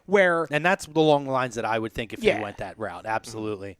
And again, to add the second part of the story is they've also went out and made major signings. They have War Machine, Candice LeRae, and Ricochet. And they're already now they're going to have another influx of talent coming in. I don't think you need him there at this point. I think he's done enough. And again, the whole point of NXT, from what they've put out there, is for these guys to develop not just their in-ring, because a lot of them have amazing in-ring talent, but to learn the style of WWE, the promo style, and kind of just how to work at WWE. Camera positioning. He's been there. He's done everything, it. Yeah. And Impact does creative things, good, bad, or indifferent. But for the most part, it does have a similar presentation in ways. So, I mean, he's been doing it anyway. Right. So, how much do you follow do you still follow the regular product? I watch NXT a little bit here and there when I'm too lazy to put my PlayStation on with the network on. Just because that's just how I am. I'm up at 5:30 every day during the week. I'm just lazy. I'm like, I watch Raw and I'll everything gets DVR'd, so I'm like, I usually, if I'm not booked on the weekend, kind of just like catch up with everything on the weekends and stuff like that too. Most of the time I do watch everything live, like pay-per-views I'll watch live and stuff like that. So yeah, I mean I do the same thing. I DVR Raw and I watch it. David Rosca just chimed in and he said EC3 to WWE. Mandy Rose is my favorite to win the Women's Royal Rumble. Mandy Rose is just my favorite everything. So. Now, I mean, listen, there's going to be some very interesting names as far as that Women's Royal Rumble. I mean, one I'm going to float out there that I kind of forgot about but was reminded this week by her Instagram because she looks so good right now. Caitlyn, who has been rumored that they wanted to bring her back. She's in good shape. She's working independent shows now. Yeah. I would not be shocked because of the rumored interest over the last year or so to bring her back if she is a name that appears, whether it's a one-off or they – I mean, she almost looks like a Bella at this point. Yeah. You've seen her. She's got the dark hair. No, I've seen her. Yeah. I mean, she is in phenomenal shape. Still like built weightlifting, but. Well, here's one thing though, and this may just be something out of left field, but how the way that they've been running the program a little bit between Asuka and Nia. Now, obviously, we're talking about those two possibly being the last two in the Women's Rumble. Do you see a possibility of them not even having either of them win it and have them two just face off with each other at WrestleMania in a non-title situation? Nope. Okay, I'm just throwing it out there I don't because even see that even as remotely a possibility. It's WWE. I'm only throwing it out there because they've done some boneheaded things. I'm throwing it out there. I wouldn't put it past them. I really wouldn't put it past them. No, and I mean it's a fair assessment to think about. But I think there is going to be a face-off in the Women's Rumble. I from everything that I'm hearing though, I think it's going to be Bull Nakano on a one-shot. She still wrestles. She looks phenomenal. now. Yeah, but I think it's going to be Bull Nakano on a one I shot. follow her on Twitter. Her and Nia. I can't understand a damn word she says, but I like the pictures she posts. Her and Nia face to face, the immovable object and the irresistible force, and they'll give her a nice chunk of change to put Nia over. Listen, I'm going to stick to my guns and what I said originally. The Women's Royal Rumble is going to be the Ronda Rousey show, and more and more it's looking like it's going to end up being Ronda. I had a question for Nick when we were talking about this. It's getting good. What are your thoughts on?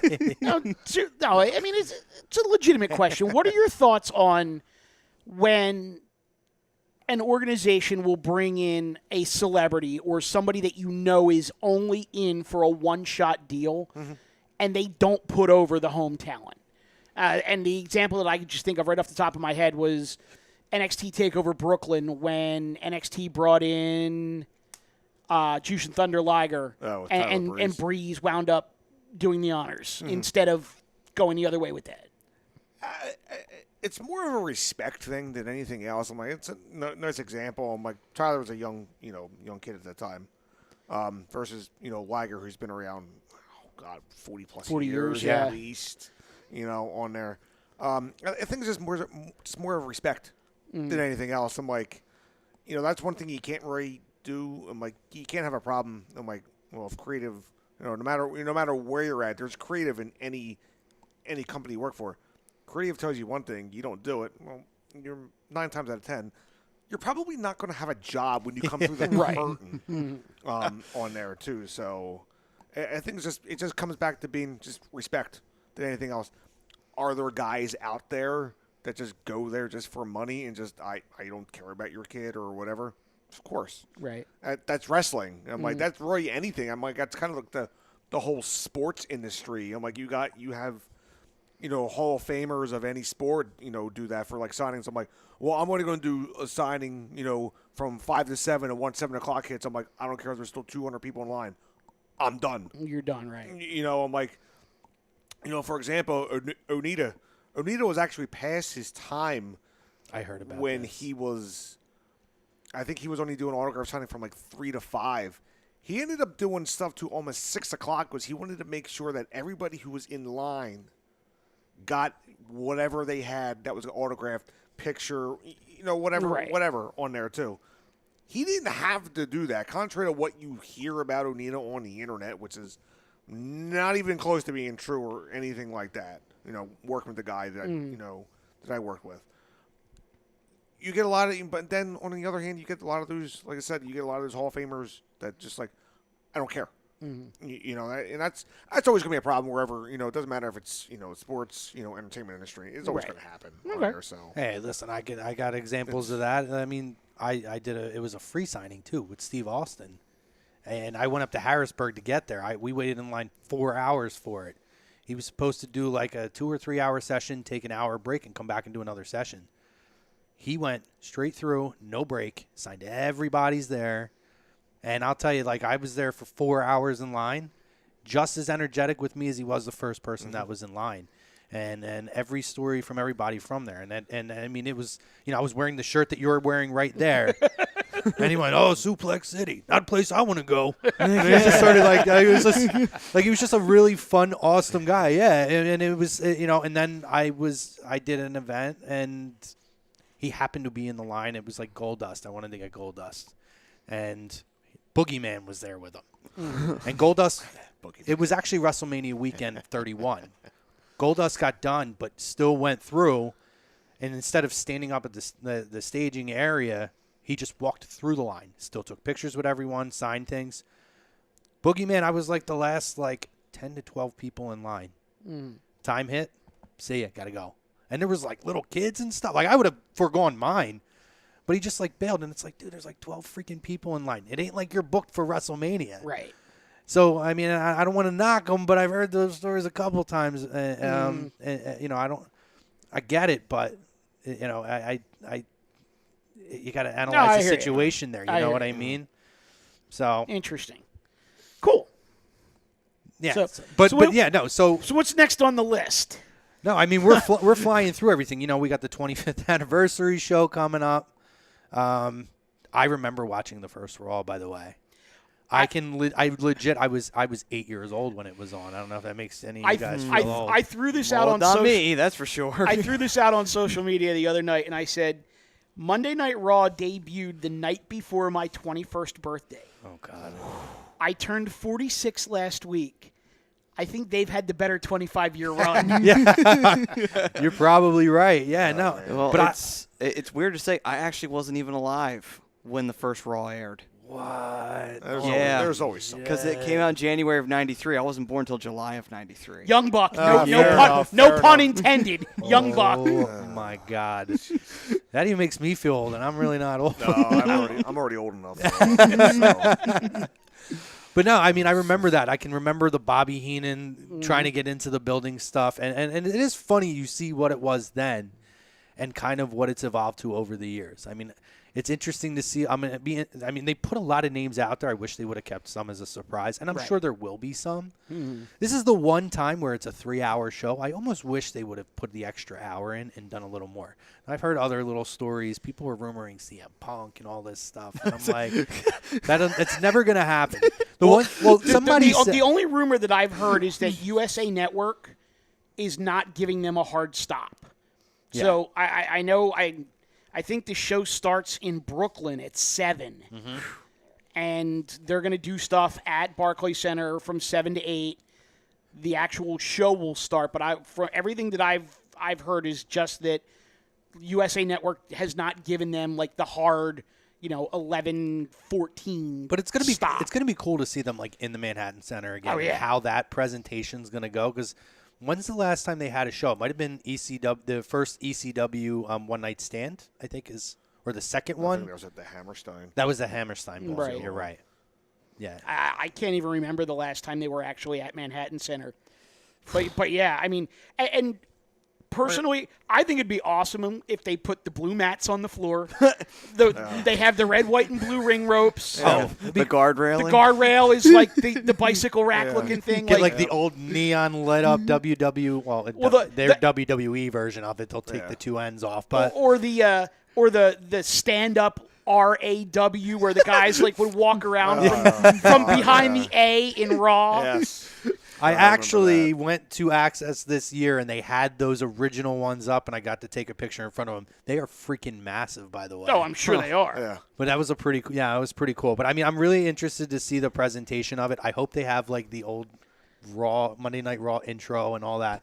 It's kind of like, I used to like when they would do like the old school nights. Oh, yeah. And I kind of miss that they don't do that stuff as much anymore, but I'm interested, and I want to see the names that we're going to see that are going to appear. And is there anybody, and I mean, for all of you guys, is there anybody that if this person shows up, you just lose your shit? That would be Undertaker for me. Well, he's going to show up because he's going to set up his program with Cena. Book it. Nick, any idea? Any thoughts? Oh, man, they can find Skinner like in a repo man or something like that. Duke the Dumpster Drozy. Just do an updated version of the Gimmick Battle Royal from WrestleMania 17. Oh, that would be great. Was it 17? Was it? I don't remember. So whatever one was. It was 17. Okay. Yeah. So if Doink comes out with Dink, you'll just be like Done. Off the wall. I God rest his soul. It's not the original Doink. Yeah. But still, yes. I'm like, that's fine with me. I'm like, if he's got, what was it, Pink, Wink, whatever. It was Pink, Wink, Jesus. Dink, and Stink. No, Stink was that was cheesy. Cheesy, queasy, and sleazy. Yeah, that was the King's side. It was Dink. That was Lawler's it was group. Dink, Wink, and Pink, I think. Oh, okay. I don't know where I got Stink from. Probably thinking of cheesy, sleazy, queasy, and cheesy. Which, by the way, speaking of old pay-per-views, I don't know why, but I love that pay-per-view. That was a '94 Survivor Series. I don't know why, but I enjoy it so much. Why, Chuck Norris was there? If Chuck Norris shows up at the 25th anniversary of Raw, I'm going to mark out. Change the channel. I'm going to throw a name out there, and it's not a professional wrestler, but if Mike Tyson makes an appearance, because that was actually voted the #1 moment in Raw history. Now, it could happen. If Mike Tyson shows up there, that would be really cool. Him in Austin or something, like just kind of like a throwback to that. Did you guys see, any of you guys see the pictures that WWE released today? You know how they do these like recreations, like they'll have guys who will hold guys and girls who will hold like the old belts and stuff, and they'll post them on the website. Yeah. And they were doing like recreations of like over the years different talent that's appeared. Like they had a picture of Edge and Christian, and then they had Natalya and Charlotte in the exact same pose and gear. Charlotte looked so much like Edge, by the way. It was ridiculous. and then they did the scene where Vince McMahon's kind of staring and Stephanie's in the wedding dress like screaming. And then it was Big E as Vince and Xavier Woods As Stephanie. Stephanie. That's hilarious. Oh, my God. It was so funny. If you get a chance, check them out. But So David Roska chimed in and he goes, I was a year old when Raw debuted. And then Jacob Bloss said, what do you guys want to see on Raw 25? I want to see Punk. I would absolutely just lose my mind. It'll never happen. I know it'll never happen, but I would lose my mind. You know it'd be really cool if they did this, and it's not physical or anything, so it'd be cool. What if you did just have a moment where Undertaker's in the ring and Sting is in the ring at the same time? It doesn't have to be physical. They could just be right there. It would be enough to make me just go crazy. I mean, that would probably be an appearance if that's happened that I would mark out for that. I think the other thing that I would mark out for big time, I mean, they've already advertised Jericho.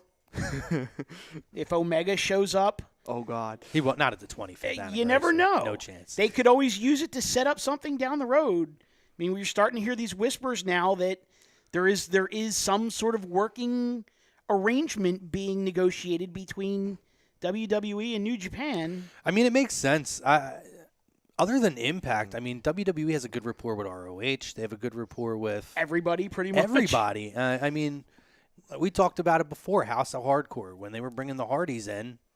Vince respects Tommy Dreamer so much that he said, hey, because it's you, you can have him. Just remember. Were you? I was. Well, he gave the kind don't of the get hurt. Yeah, that was it. Just make sure they don't get hurt. So keep that in mind, and he did. They. I mean, you were there for it. Yeah, they were very careful with it, but being very careful. They did a great job. I was there the previous night. They did a show up in Metuchen, and me and another guy. We were talking to Dreamers. Like he had something planned for that event. And this was the first night when they had the Hardys over there for their I forgot what it was called. It was like their Delete Street Fight or something. The Hardys were. You should pass that over. I know. I was going to say faster, Frank. You don't have a microphone. No, we're gonna pass the headset. Frank, share the story. All right. So at the show in Metuchen, they had the Hardys booked, but they got taken out by the Spirit Squad, and Dreamer was absolutely livid. You could tell at that show he was pretty pissed. So he's like, "All right, I have a backup plan. You got to see it in Philly." So I'm like, so me and another guy, we were talking to Dreamer, and it's like, well, we got something great. So then as the show happened in Philly, he said, well, he made the announcement that he got a call from Vince saying, all right, the Hardys are able to perform right in front of the 2300 arena crowd. It was great. I thought he was going to go on a rant or something. I have it on video and everything, but it was pretty neat seeing that happen. Yeah, and that just shows like. He's not willing to work with somebody. It would be smart, especially because New Japan is such a different alternative, opportunity and product. Like it doesn't step on their toes in any way. Well, look what happened last week. I mean, you had Pete Dunne against Will Ospreay.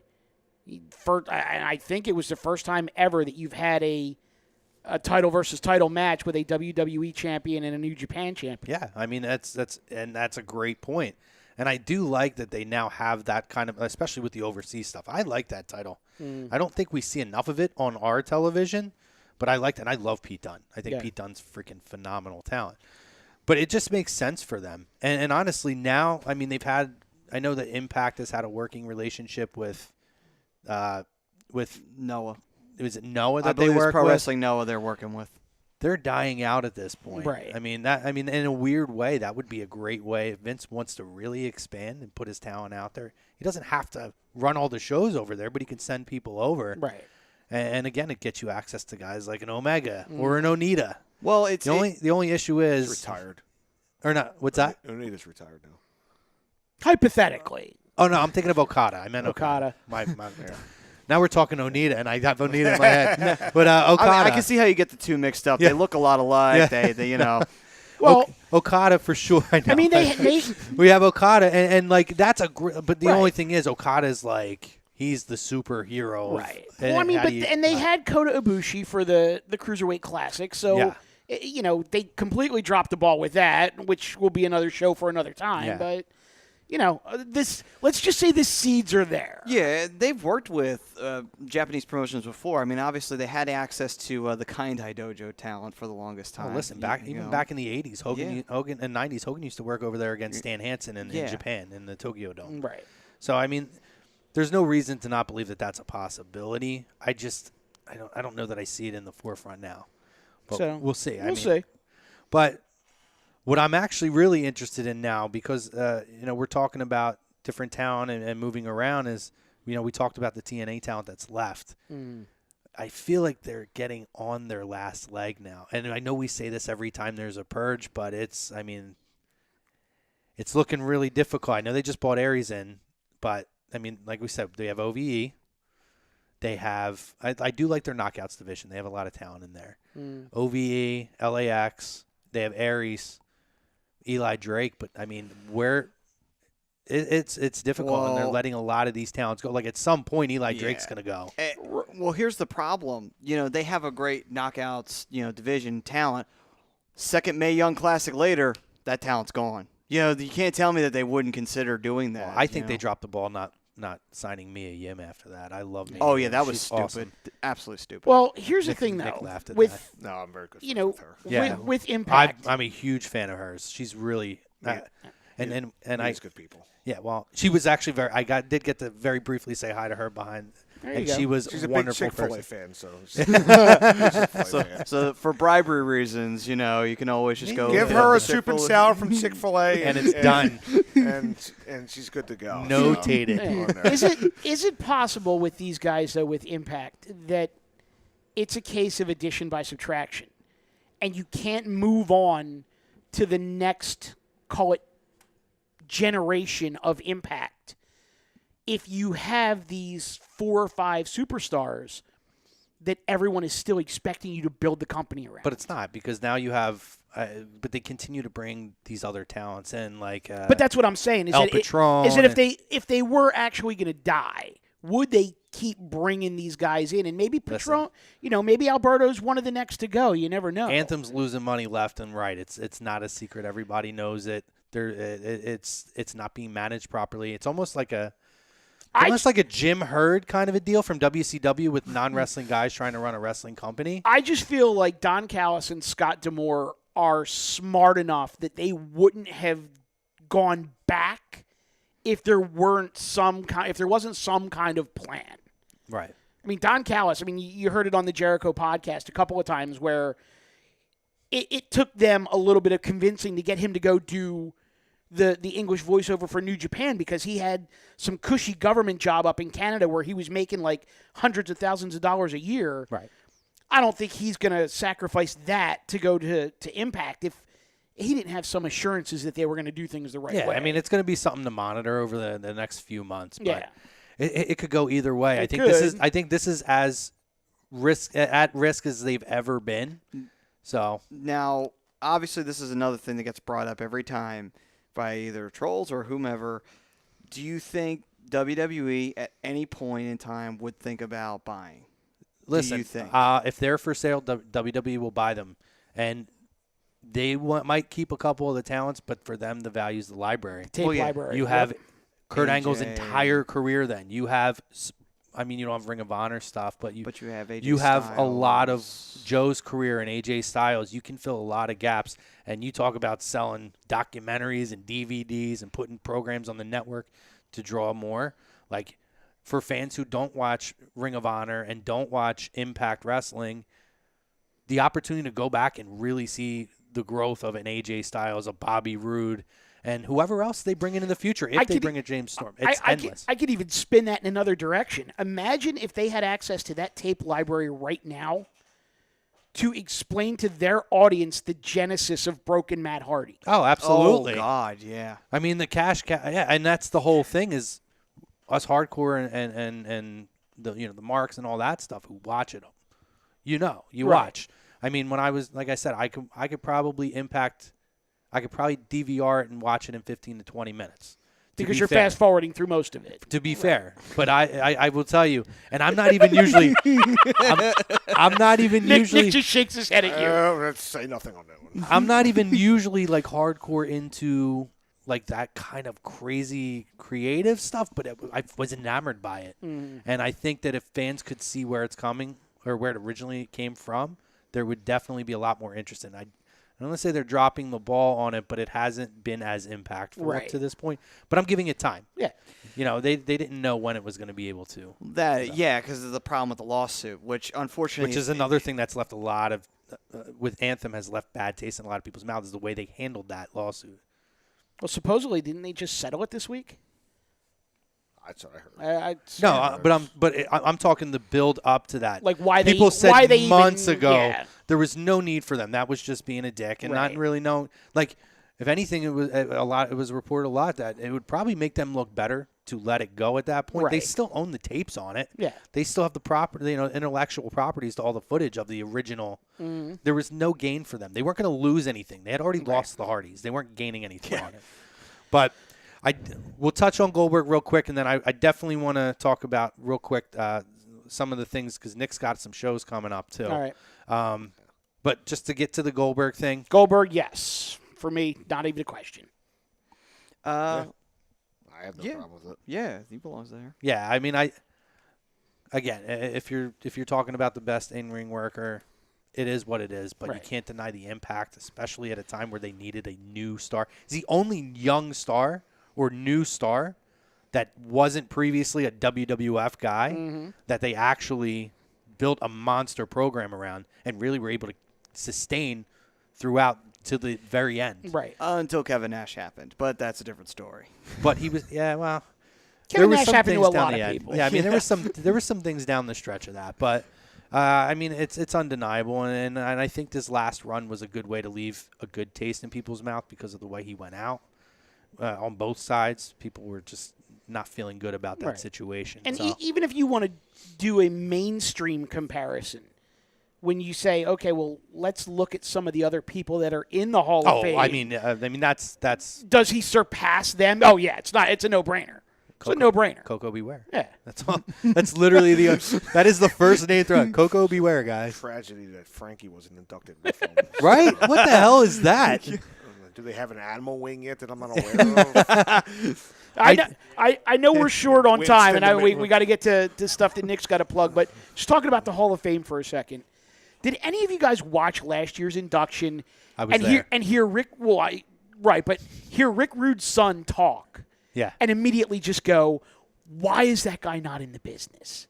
Well, I mean, he had the look, he had the personality, the charisma, the voice, everything. I was just like, we're stuck with Curtis Axel. Listen, why can't we have Rick Rude's kid? I like Axel though, and I think do too. Axel's been much better. I do too. I don't think he was. I don't know this for sure, but it just seems to me he wasn't given the proper opportunities. And you talk about a guy that maybe needed a little bit more development. I don't think they gave him the development that he needed for the WWE style. Right. But I like Axel. I think he works really well, and I love what they're doing with the Miz Taraj. I think him and Bo Dallas together are freaking hilarious. I agree. And I like seeing guys like that who kind of been stuck behind their parents' name, or in Bo Dallas's instance, stuck behind his brother. Parents and brother. Yeah, crazy creative gimmick, and now they're finally starting to etch their own way. I mean, we know it's their kid, but now, maybe it's a little bit, quote unquote, on the coattails of what the Miz has going. Right. But I mean, perfect example, like a British Bulldog son. In WWE, he was banking heavily on the name and everything like that, and he teamed up with his cousin and everything. His real fame, his real good run didn't happen until he left, and he went to Japan. Because now he's like... It seems to be like a common story. He's in this big heel tag with Lance Hoyt, who did almost nothing in TNA. Yeah. So there you go. Yeah. So, Nick, tell us about the events you got coming up. Well, we got February 9th, H2O Wrestling. We're down in Williamstown, New Jersey. It's for Hardcore Kingdom 2, which is our deathmatch tournament that we have. Got Alex Colon in the tournament. He defends the crown from last year. Everybody else in the tournament is brand new, so check out H2OWrestling.com. Also on Facebook at H2O Wrestling, and I believe on Twitter at H2O Wrestling too. And speaking of that show too, we're gonna have Mark Angel and Jimmy Lyon on the show, who are in a tag team match on that card. So they'll be on, I believe, the night before the show. We also got February 10th, which is the 19th anniversary of Combat Zone Wrestling, making a lovely return back to Voorhees, New Jersey. Actually, too. I believe we're down at the Coliseum. Okay. Coliseum, on nice. there too. So hopefully big things happen, coming through there. And February 24th, the debut show of Standalone Wrestling down in Cape May, New Jersey, which is headlined by 2 matches: The Rep versus LAX, and also Brittany Blake versus Emma, the former Emma from WWE, on there making. Is actually, believe, maybe her third or fourth match at that time, because she's actually not I think allowed she's to be just on the Indies until I right. believe the beginning of February. Right. Yeah, that's what I heard. So she's for her first couple matches, actually. So check it out. And you said that's in Cape May. Cape May, New Jersey. Okay. Check out at Standalone Wrestling on there. I don't remember the college name. I could tell off you. the top of my head. It's probably Cape Atlantic. I know it is a community college down there, Right, so I believe it's that. Yeah, it might be Cape Atlantic. Preacher Community will probably College, yell yeah. at me on the 10th when he sees me for not plugging the show properly. So I will always be nice, but well, we'll plug it every week from now until then. oh no, so. we appreciate that. So Yeah. I know he'll appreciate that too, also. Yeah, I actually spoke with him, so Preacher's good people. I'll be able to tell you in 1 second. The show is at Atlantic Cape Community College. Yeah. What did I say? Cape Atlantic? Yeah, same thing. Atlantic Cape, same thing. Yep. Same thing, South Jersey, Yeah. by the shore. Yep. Doors open at 6. Bell time is 7 o'clock. Thank God for a Saturday show. I can be home by 10. No, There you there's some good talent. I mean, you mentioned some of the names. You do have Joe Gacy, Joe versus Gacy. Martin Stone, Yep. actually. Martin Stone, NXT. Yes. Mm-hmm. So, Or Danny Burch, sorry. Danny Burch. Apologize. On there. but yeah, I mean. By the way, I love that tag team in NXT, Danny Burch and Oni Lorcan. I love that tag. How they were kind of like at odds, and then they're like, screw it, let's just work together. Let's just work together. No, they're great. Two skinny bald guys that'll beat the shit out of you. Yes. And they work in the ring too. Oh, yeah. Like they are freaking awesome. Stone I met back in Chicago back in 2007. He was doing he was with the Cartel. It was actually him and Terry Frazier, I believe, and someone else. And he was actually a bigger dude. Now he's actually slimmed down and he's jacked on there too. So mind you, this is also 10 years ago too. Right. Still. So where can we find you on social media? You can find me on Twitter at CCW Nick Papa G. You can also, find me on Facebook at, Nick Papagiorgio also. I don't do the Instagram gimmick or anything like that. The gimmick. Neither do I. No, I don't. My wife does it and everybody else does it. I'm like, I don't. It's too much. I love that he refers to it as a gimmick. Too much. It's the best I do thing the ever. Twitter gimmick. I do the Facebook gimmick. So that's enough right there for me to do. I'm like, it's bad enough I can barely check my Gmail. Nizark. yeah. Nizark. Yeah, Carney man. speak. Oh man, Too much work. great. Too much work. guys, Nick, thanks for joining us, brother. We no had a problem, great guys. time, man. Hopefully, Appreciate it, guys. Appreciate Thank it. you. It was awesome. Thank you for having me. yeah. Thank Oh, you no. guys for joining in, adding some comments, and thank you, Mike. Thank you, Matty over here. Thank you, Frank, doing an awesome job. Matty's going to give us the readout, but join us next week. And again, we got some shows coming up too. Like I said, we're going to have Mark Angel and we're going to have Jimmy Lyon on as well. All right, well, this edition of Lazy Booking was brought to you by Gibson Mayer, LLC. They are your certified public accountants, and they are located at 301 Oxford Valley Road in Yardley, PA. And you can give them a call at 215-369-3300. Like we said, one of those guarantees in life is taxes. So be ready, be prepared, have Gibson Mayer. This has been Lazy Booking on A2DRadio.com, and we will see you all next Thursday. Smell you later.